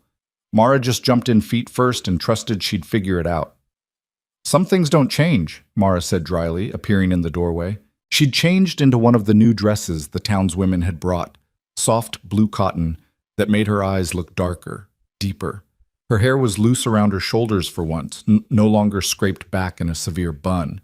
She looked younger suddenly, less like a woman who'd survived hell, and more like the girl she must have been before life got hard. Rowan crossed to her in 3 strides and pulled her into a crushing hug. "God, Mara, I thought I'd lost you. When I heard about Thomas, when I couldn't find you anywhere, I thought—" "I'm okay," Mara said, her voice muffled against his shoulder. "I'm here. I'm safe. Thanks to you." "Thanks to him," Rowan corrected, nodding at Jonas. "I just brought the evidence. He's the one who stood up to Rogan, who protected you when everyone else wanted to throw you to the wolves." The twins chose that moment to thunder in from the yard, skidding to a stop when they saw the strange man hugging Mara. "Who's that?" Ivy demanded suspiciously. "This is your Uncle Rowan," Mara said, pulling back to wipe her eyes. "My brother. He's the one who helped save us last night." "Thank you for saving Mama," Elsie said solemnly, walking up to shake Rowan's hand like a miniature adult. "We were very scared." Rowan crouched down to her level, his stern face breaking into a smile. "You're welcome. And thank you for taking care of my sister. She wrote me once, years ago, about 2 little girls she found in a snowstorm. She didn't think she'd saved them, thought the cold had made her imagine it. I'm glad to see she was wrong." "She saved us," Ivy confirmed. "And we saved her back. That's how family works." Something in Rowan's expression cracked. He looked up at Mara, then at Jonas, then back at the twins. "Yes," he said roughly. "Yes, that's exactly how family works." Dinner was a lively affair, full of stories and laughter and the slow rebuilding of connections too long severed. Rowan told them about his work as a journalist, about the stories he'd covered and the places he'd been. The twins were fascinated, demanding to know if he'd ever met any outlaws or seen any gunfights. Mara talked about her life before Thomas, about growing up with Rowan, about their parents, and the small farm they'd worked until sickness took their mother and fire took their father. "We only had each other after that," Mara said quietly. "2 kids trying to survive in a world that didn't care if we lived or died. Rowan worked 3 jobs to keep us fed, put himself through school at night while working at the newspaper during the day. Everything I am, everything I know, I learned from him." "And you still chose Thomas Quinn," Rowan said, but there was no judgment in his voice now, just sadness. "I should have tried harder to stop you, should have made you see what he really was." "I wouldn't have listened," Mara admitted. "I was 22 and stupid and convinced I knew better than my overprotective older brother. You couldn't have stopped me. I had to learn that lesson on my own. Nearly got you killed. But it didn't." Mara reached across the table and squeezed his hand. "I'm here. I survived. And maybe I had to go through all of it to end up here, in this place, with this family. Maybe that's just how life works sometimes." Rowan looked at Jonas, something complicated passing across his face. "You going to marry her?" The question hung in the air like smoke. Mara choked on her wine. The twins perked up, suddenly very interested. Jonas felt his face heat. "Rowan," Mara gasped. "You can't just... That's not... We haven't even..." "It's a reasonable question," Rowan said calmly. "You're living in his house, caring for his children, being called mama by those girls. People are going to talk, Mara. They're going to make assumptions. And after everything you've been through, after Rogan tried to use your marital status against you, I think it's important to clarify what your situation is here." Jonas cleared his throat. "With respect, Rowan, Mara's situation is that she's safe and she's family, and nobody gets to question that or make demands about what it should look like. If people want to gossip, let them. We know the truth." "And what is the truth?" Rowan pressed. "I'm not trying to be difficult, Jonas. I'm trying to protect my sister. She's been through hell. The last thing she needs is more scandal or speculation or people treating her like something shameful." "Nobody's treating anyone like anything shameful," Jonas said, fighting to keep his voice level. "Your sister lives here because she saved my daughter's lives and because she deserves a home. What happens beyond that is between us and nobody else's business."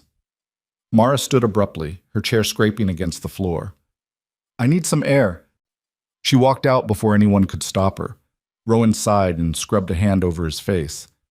"I handled that badly." "You think?" Jonas shot back, but there was no real heat in it. He understood what Rowan was trying to do, understood the protective instinct driving the questions.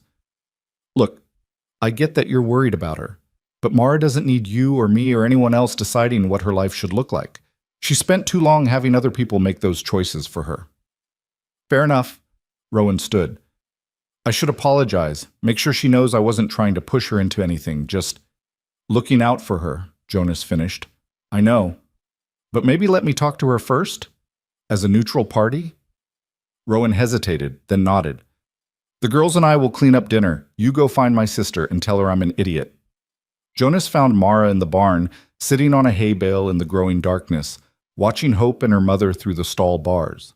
She didn't look up when he approached, just kept staring at the horses like they held answers to questions she was afraid to ask. "He means well," Jonas said, settling onto the hay bale beside her. "I know." Mara's voice was thick. "That's what makes it worse. He's right. People will talk.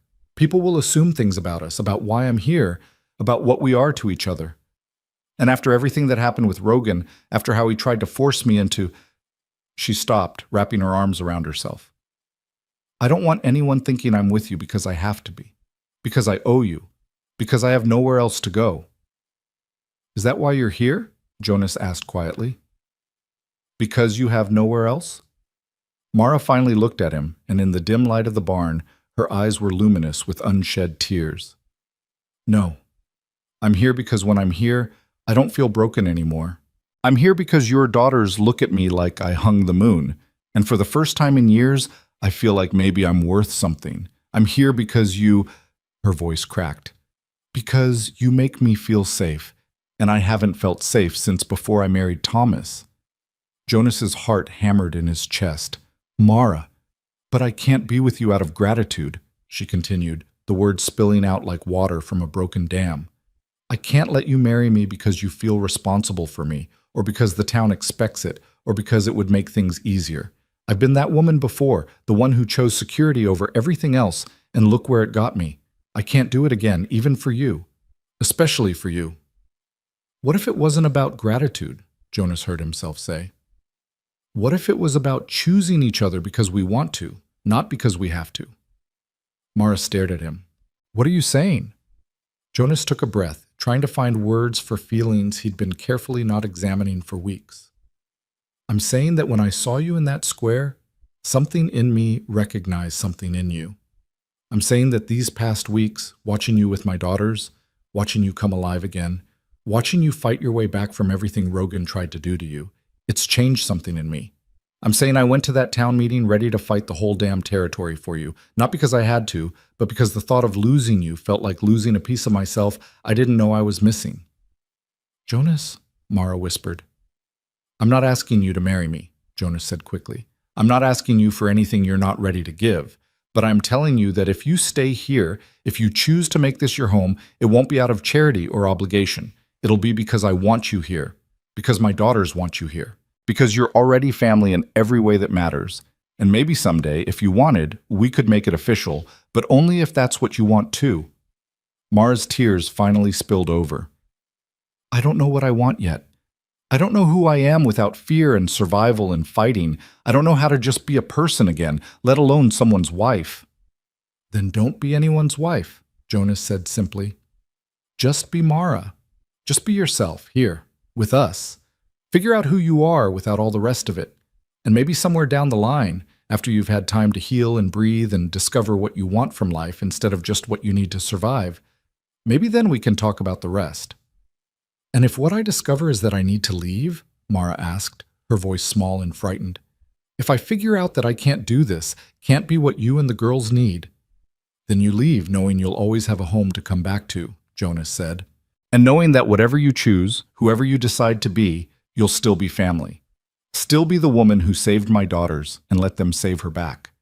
That doesn't change, Mara. Nothing changes that. Mara made a sound somewhere between a laugh and a sob. You're too good to be real, you know that? No man is this understanding, this patient. I'm not patient, Jonas admitted. I'm terrified.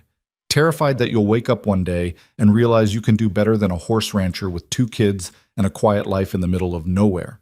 Terrified that I'll say or do the wrong thing and you'll disappear like smoke.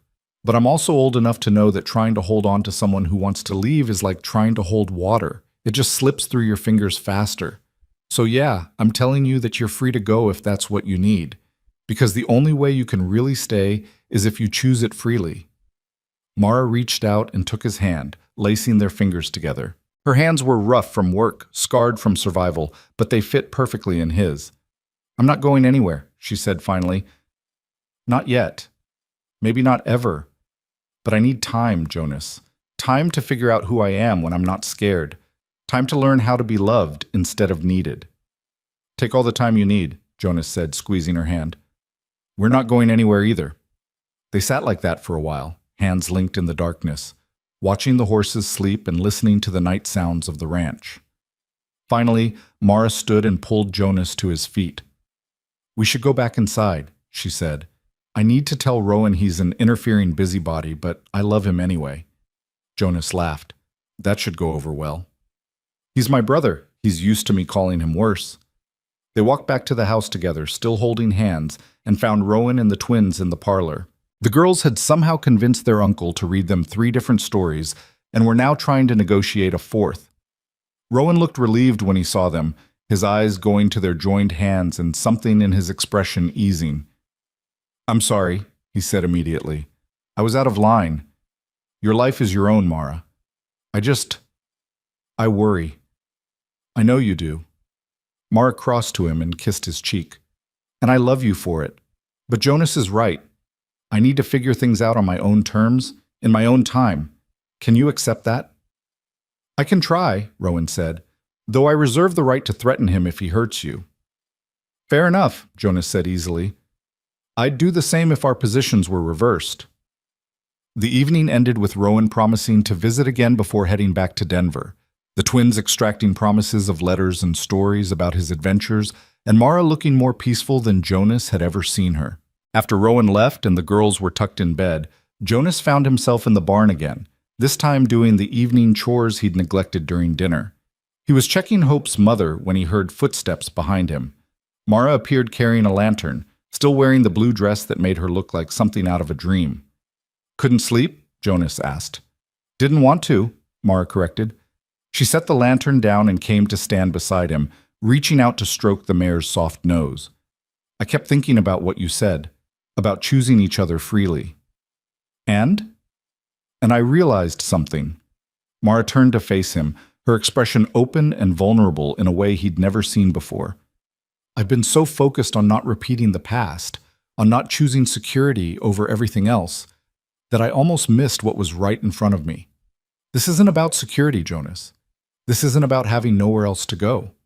This is about wanting to be here, with you and the girls. About choosing this life not because I have to, but because it's the first time in years I felt like I was living instead of just surviving. Jonas's breath caught. Mara, I'm not saying I'm ready for everything right now, she interrupted. I'm still figuring out who I am, still learning how to trust that this is real and permanent and won't be ripped away. But I am saying that I choose this. I choose you. I choose us. And maybe that's enough for now." "It's more than enough," Jonas said roughly. He cupped her face in his hands, thumbs brushing over her cheekbones. "It's everything." And then, because words suddenly felt insufficient, because the look in her eyes was asking a question he desperately wanted to answer, Jonas kissed her. Soft at first, gentle, giving her time to pull away if this wasn't what she wanted. But Mara made a small sound and pressed closer, her hands fisting in his shirt, kissing him back with a hunger that spoke of months of touch starvation, years of being handled roughly instead of held tenderly. When they finally broke apart, both breathing hard, Mara rested her forehead against his chest. "Okay," she whispered. "Okay. We can do this. We can figure this out." "One day at a time," Jonas agreed. "One day at a time," Mara echoed. They stood like that in the quiet barn, surrounded by the warm smell of hay and horses, holding each other in the lamplight. Outside, the stars wheeled overhead and the world kept turning. But in that moment, in that space they'd carved out together, time seemed to slow and stretch and become something precious. Neither of them noticed the small figure watching from the barn door, Ivy, who'd crept out of bed to find her papa, and instead discovered something that made her smile wider than Christmas morning. She tiptoed back to the house and climbed into bed with Elsie, whispering the news in her sister's ear. "Papa kissed Mama," she breathed. "Good," Elsie mumbled sleepily. "About time." And in the morning, when Jonas came down to find Mara already in the kitchen making breakfast, when the girls bounced in chattering about dreams and horses and the beautiful day outside, when Rowan stopped by on his way out of town to say goodbye with promises to return soon, in that morning light, everything felt possible. Jonas caught Mara's eye across the kitchen table and saw her smile, small and secret and just for him. Outside, the world was waking up. Inside, they were already home. The seasons changed the way they always did in that part of the country, suddenly and without apology. Summer heat gave way to autumn's gold, and the ranch transformed into something out of a painting. The cottonwoods along the creek turned brilliant yellow, and the air took on that crisp quality that made everything feel sharper, clearer, more real. Mara had been with them 4 months now, and the ranch bore the marks of her presence everywhere. The garden she'd planted overflowed with vegetables they were preserving for winter. Curtains she'd sewn hung in every window, cheerful calico that caught the morning light. The twins' clothes no longer had holes or loose buttons, and the house smelled constantly of bread and herbs and the lavender she hung in bunches to dry. But it was the smaller changes that struck Jonas most. The way Mara sang while she worked, no longer afraid to make noise. The way she laughed freely now, head thrown back, eyes crinkled at the corners. The way she'd stopped flinching every time someone approached her quickly, stopped checking over her shoulder like she expected Rogan to materialize from thin air. Rogan was gone, of course. The trial had been swift. The evidence Rowan brought was damning, and once people started talking, stories poured out about the sheriff's corruption, his brutality, his abuse of power. He'd been sentenced to hang, but something had happened in transport to the territorial prison. Rogan had tried to escape and been shot by his own former deputy. Jonas felt no satisfaction at the news, just a weary relief that the man could hurt no one else ever again. The town had embraced Mara with an enthusiasm that bordered on aggressive.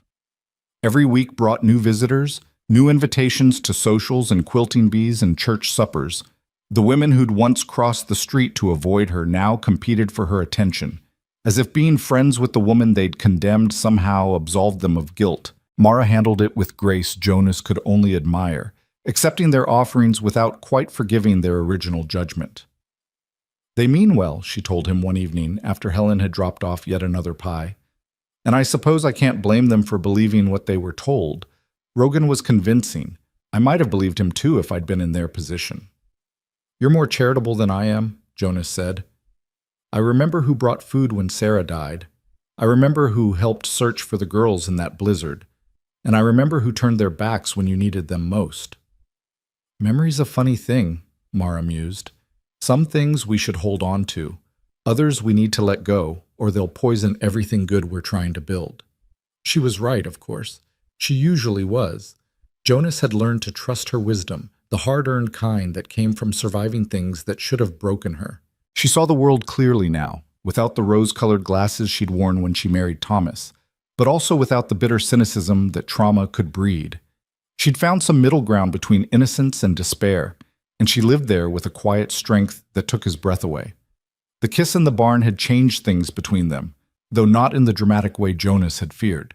They didn't suddenly become a courting couple, didn't start making grand romantic gestures or declarations.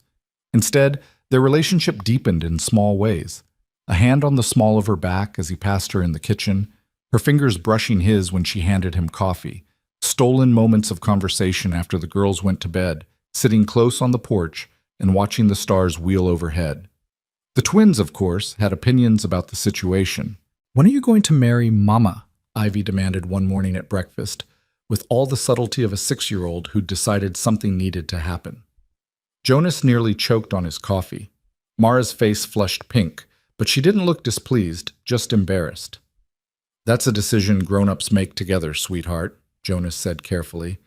"Not something that happens just because children think it should." "But you love her, don't you?" Elsie pressed. "And she loves you, we can tell. You smile at each other all funny." "We do not smile funny," Mara protested, fighting back a laugh. "Do too," both girls insisted in unison.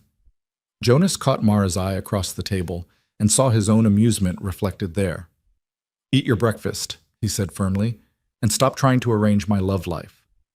"Someone has to," Ivy muttered into her porridge. "You're taking forever." Later, after the girls had scattered to do their morning chores, Mara found Jonas in the barn. He was working on repairing a saddle, the leather smooth and familiar under his hands. She leaned against the stall door, watching him work with an expression he couldn't quite read. "They're not wrong, you know," she said finally. "About the smiling." Jonas set down his tools. "No, I suppose they're not." "I've been thinking," Mara continued, her voice careful, measured, "about what we talked about that night. About choosing each other freely. About taking time to figure out who I am without fear driving every decision." Jonas's heart picked up speed, but he kept his hand steady on the leather. And I think I've figured some things out." Mara pushed off from the door and crossed to him, close enough that he could smell the herbs from the garden clinging to her dress. "I'm not the same woman who married Thomas Quinn. I'm not even the same woman who stood tied to that post 4 months ago, too angry to be scared. I'm someone new. Someone I'm still getting to know, but someone I actually like. Someone who's strong enough to choose what she wants instead of just accepting what she's offered." "Mara, let me finish," she said softly. "I need to say this while I have the courage. The truth is, Jonas Kincaid, I love you. Not because you saved me, not because you gave me a home, not because I'm grateful or obligated or have nowhere else to go. I love you because you're kind without being weak, because you're strong without being cruel, because you listen when I talk and trust me to know my own mind. I love you because when I'm with you, I'm not trying to be someone else. I'm just me, and that's enough." Jonas's throat went tight. He reached out and pulled her close, resting his forehead against hers. "You're more than enough," he said roughly. "You're everything. And I love you too, the woman you were, the woman you are, the woman you're still becoming. All of it, all of you." They stood like that for a long moment, breathing each other's air, hearts beating in tandem. Then Mara pulled back slightly, a smile playing at her lips. "So I've been thinking we should probably do something about this situation," she said, "before the twins stage an intervention." Jonas laughed. "What did you have in mind?" "Marry me," Mara said simply. "Not because anyone expects it, not because it's the proper thing to do. Marry me because I choose you and you choose me, and those 2 little girls deserve to know that the family we've built is real and permanent and no one can take it away." Jonas felt something crack open in his chest, something that had been locked tight since Sarah died, since he'd learned how quickly love could be stolen by cruel fate. "Are you sure?" "There's no rush, Mara. We can take all the time you need." "I'm sure," Mara said, and her voice was steady, certain. "I spent 3 years in a marriage where I felt trapped. I know the difference between choosing something freely and feeling forced into it. This is free. This is choice. This is me saying I want to spend the rest of my life on this ranch, with you and those girls, building something good out of all the broken pieces we've survived." "Then yes," Jonas said, pulling her tight against him. "Yes, I'll marry you. 1,000 times yes."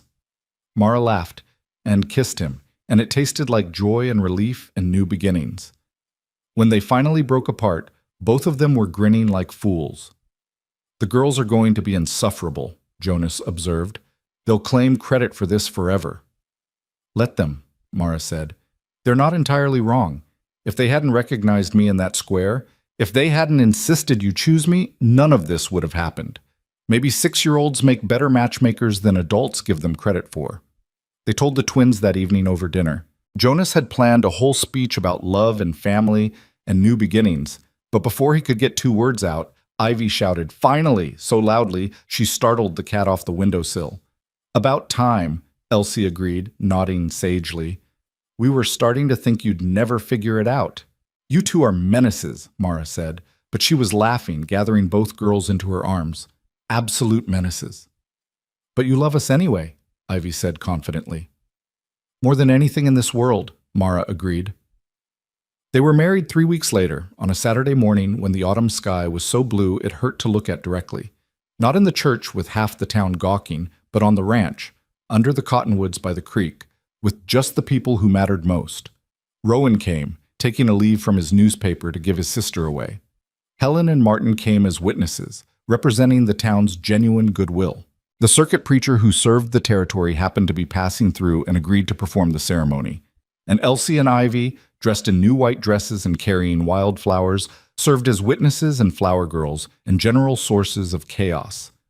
Mara wore a dress she'd made herself, simple ivory cotton with lace at the collar and cuffs. Nothing fancy, but she looked radiant in it. Her dark hair hung loose around her shoulders, and she'd woven small yellow flowers through it. She looked young and beautiful and happy in a way that made Jonas's chest ache with the fierce protectiveness he felt for this woman who'd survived so much. Jonas wore his best suit, the one he'd worn to his first wedding, and if that bothered him, he couldn't tell. This felt different from marrying Sarah. Not better or worse, just different. Sarah had been his first love, sweet and gentle, and taken too soon. Mara was his second chance, hard-won, and chosen with full knowledge of how precious and fragile love could be. The ceremony was simple. The preacher spoke about love and commitment and the sanctity of family. Rowan looked suspiciously misty-eyed as he placed Mara's hand in Jonas's. The twins whispered commentary throughout, loudly enough that everyone could hear them debating whether Papa would cry. When it came time for the vows, Jonas looked into Mara's eyes and spoke from the heart. "I promise to choose you every day," he said quietly, his voice carrying in the still morning air. "To listen when you speak, to trust you to know your own mind, to never try to control or diminish you. I promise to be your partner, not your keeper, to love you in the hard times as much as the easy ones, and I promise that this home, this family, will always be a safe place for you to be exactly who you are." Mara's eyes shimmered with tears. When she spoke, her voice was strong despite them. "I promise to let myself be loved," she said, "to stop waiting for disaster and start trusting in good things. I promise to be honest with you, even when it's hard, even when I'm scared. I promise to love your daughters like they're my own, because in every way that matters, they are.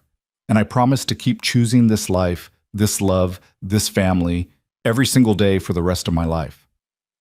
The preacher pronounced them husband and wife, and when Jonas kissed his bride, the twins cheered so loudly that birds exploded from the cottonwoods in a flutter of wings and indignation.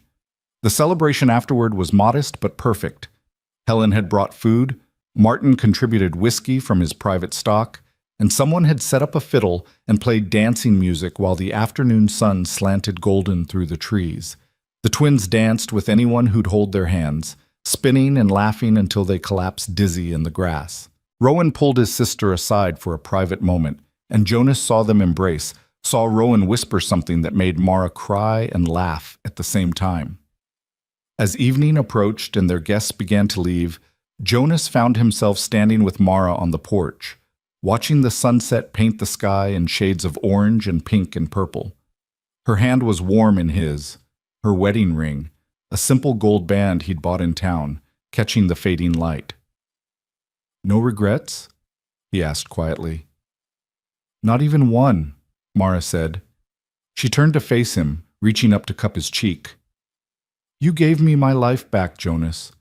Not just in that square when you cut me down, but every day since. You gave me a home, a family, a future I thought I'd lost forever. How could I possibly regret that? You gave us just as much, Jonas said. This house was dying before you came. We were all just going through the motions, surviving instead of living. You brought us back to life, Mara. You made us whole again. Inside, they could hear the twins getting ready for bed, their voices high and excited, arguing about who got to sleep where, now that Mama was officially Mama. Mara laughed at the sound. I should probably go settle that debate before they tear the house apart. In a minute, Jonas said, pulling her close. Let them work it out themselves. I want one more moment of just us before we go back to being parents. Mara relaxed into his embrace, her head resting on his shoulder, and they stood like that as the stars began to emerge, one by one, pinpricks of light in the darkening sky. The months that followed settled into a rhythm that felt both new and ancient, like they'd been doing this dance forever. Winter came early that year, bringing snow that transformed the ranch into something from a fairy tale. The twins built snowmen and had elaborate snowball fights and taught Mara to ice skate on the frozen pond. One night, after a particularly heavy snowfall, Mara woke from a dream with tears streaming down her face. Jonas held her while she cried, not asking questions, just offering comfort. Finally, she spoke, her voice muffled against his chest.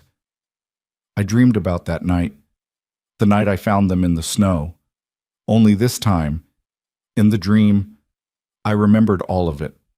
Remembered how cold I was, how scared. Remembered thinking I was going to die there with them, that all three of us would freeze together. And then I remembered the moment I decided I didn't care, as long as they survived. As long as two little girls I didn't even know got to live, it would be worth it. Jonas pressed his face into her hair. You gave everything to save them. And they gave everything back, Mara whispered. They saved me too, Jonas.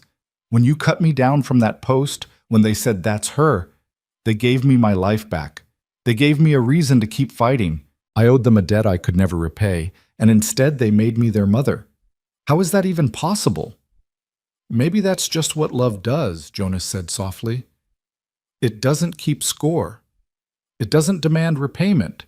It just gives and trusts that somehow it'll all balance out in the end. Mara was quiet for a long time. Then she said, I want to tell them, when they're old enough to understand. I want them to know the whole story, not just that I saved them, but that they saved me right back. That we're bound together by something bigger than blood or law or any name people put on it. We're family because we chose each other, all of us, even when choosing was the hardest thing in the world. We'll tell them, Jonas promised. When the time is right, we'll tell them everything. Spring came, and with it, new life. Hope, the foal born the spring Mara arrived, had grown into a beautiful yearling, all legs and curiosity and fearless energy. The twins were learning to ride on one of the gentler mares, and Mara discovered she had a natural way with horses that rivaled Jonas's own. One warm April morning, Jonas was working in the barn when Mara found him. She had a strange expression on her face, excited and scared and glowing all at once. Jonas, she said, her voice trembling slightly, I need to tell you something. He straightened immediately, reading her tone. What's wrong?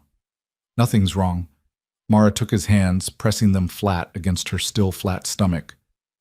I'm pregnant. We're going to have a baby. Jonas's mind went blank. Then it flooded with 1,000 thoughts at once. Joy and terror and wonder and fear all tangled together until he couldn't separate one from another. A baby. Their baby. Proof that life continued, that good things could still grow from the ashes of tragedy. You're sure? He asked hoarsely. I'm sure. 3 months along, I think.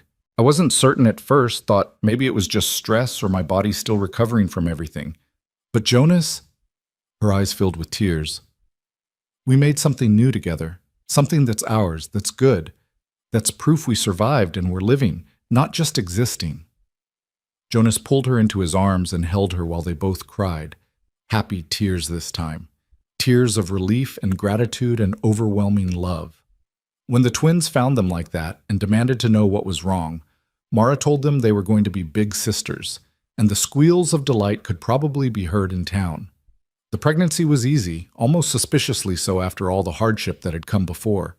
Mara bloomed like the garden she tended, growing round and healthy and more beautiful every day. The townswomen brought gifts and advice. The twins talked endlessly to their future sibling through Mara's growing belly, and Jonas found himself terrified and thrilled in equal measure.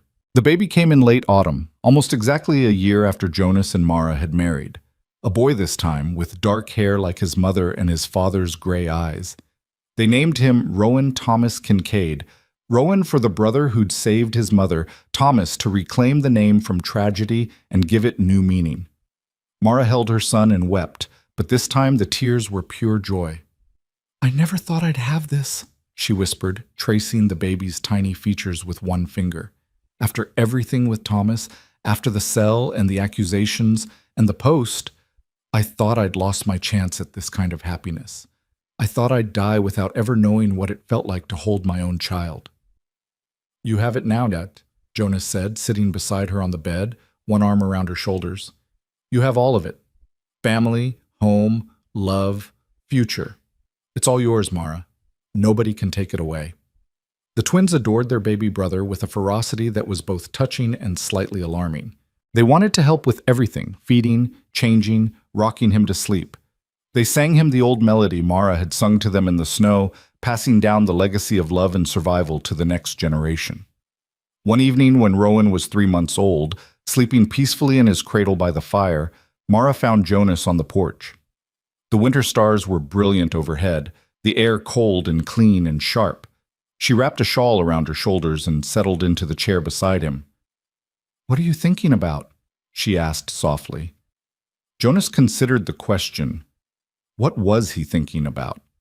The strange path that had brought them here, maybe. The series of small miracles and terrible tragedies that had woven together to create this moment. The way life never turned out the way you expected, but sometimes, just sometimes, it turned out better. "I'm thinking about that day in the town square," he said finally. "About watching you stand there with your head held high, refusing to break even when everyone had decided you were guilty. And I'm thinking about how my daughter said, 'That's her,' with such absolute certainty, like they could see something the rest of us were missing.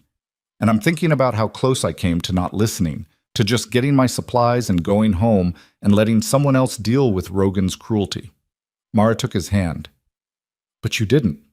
"No, I didn't. And everything changed because of it. Everything good in my life right now. You, this family we've built, the way this house feels alive again, all of it came from one moment of listening to 2 6-year-old girls who saw something true when everyone else saw lies." "They saw me," Mara said simply. "Not the accused murderer, not the woman everyone had decided was guilty. They saw the person who'd saved them, and they saved me right back. Maybe that's what family does, sees each other clearly, even when the rest of the world is blind." Inside, baby Rowan made a small sound. Through the window, Jonas could see Elsie get up from where she'd been reading by the fire and go to rock the cradle, singing softly. Ivy joined her. Both girls bent over their brother with expressions of fierce love and protection.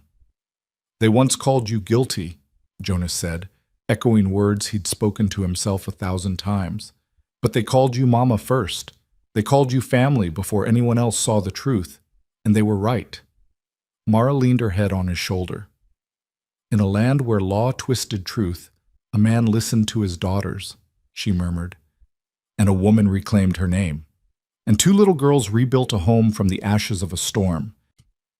They sat like that as the stars wheeled overhead and the temperature dropped and the first snow of the season began to fall, soft, gentle flakes that caught the light from the house windows and turned the world into something magical. Inside, the twins continued their vigil over their baby brother. The house glowed warm and golden against the dark night. Smoke curled from the chimney, carrying the scent of the stew Mara had made for dinner. This was home, Jonas thought. Not the structure or the land, though both were important, but this feeling of people choosing each other despite everything, of love that survived judgment and cruelty and despair. This sense of having fought through hell and emerged on the other side with something precious cradled carefully in bloodied but unbroken hands. Years later, when Rowan was 10 and the twins were 16 and beautiful and ready to take on the world, Mara would stand in that town square again. But this time she'd stand beside Jonas as they watched their son run through the market with his friends, laughing and carefree and loved.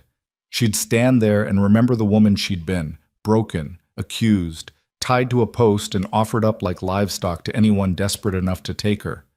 And she'd remember the moment everything changed. Two small voices saying, "Papa, that's her." One man walking through a hostile crowd to cut her down. The slow, terrifying process of learning to trust again, to love again, to live again instead of just survive. The town square would still have that post, but now it had a plaque beside it. The town council had put it up after Rogan's conviction, a memorial to all the women he'd hurt and a promise to do better.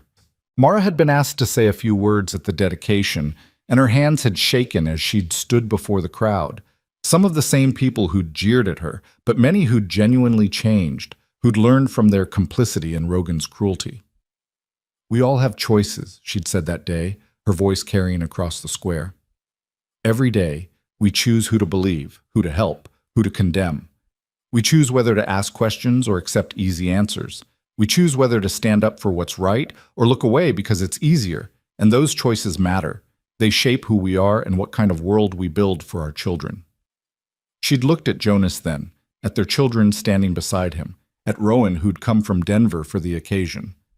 "I was saved by people who chose to listen instead of judge, who chose compassion over cruelty, who chose to believe that truth matters more than convenience. And that changed everything, not just for me, but for all of us." But that was still years away. Tonight, in the present moment, Jonas and Mara sat on their porch and watched the snow fall. Inside, their children slept safe and warm. The horses were settled in the barn. The garden lay dormant under the snow, waiting for spring to wake it again. "Tell me the story," Jonas said suddenly, "the one your mother used to sing, about the stars and the river." Mara smiled and began to sing, her voice soft and sweet in the cold night air.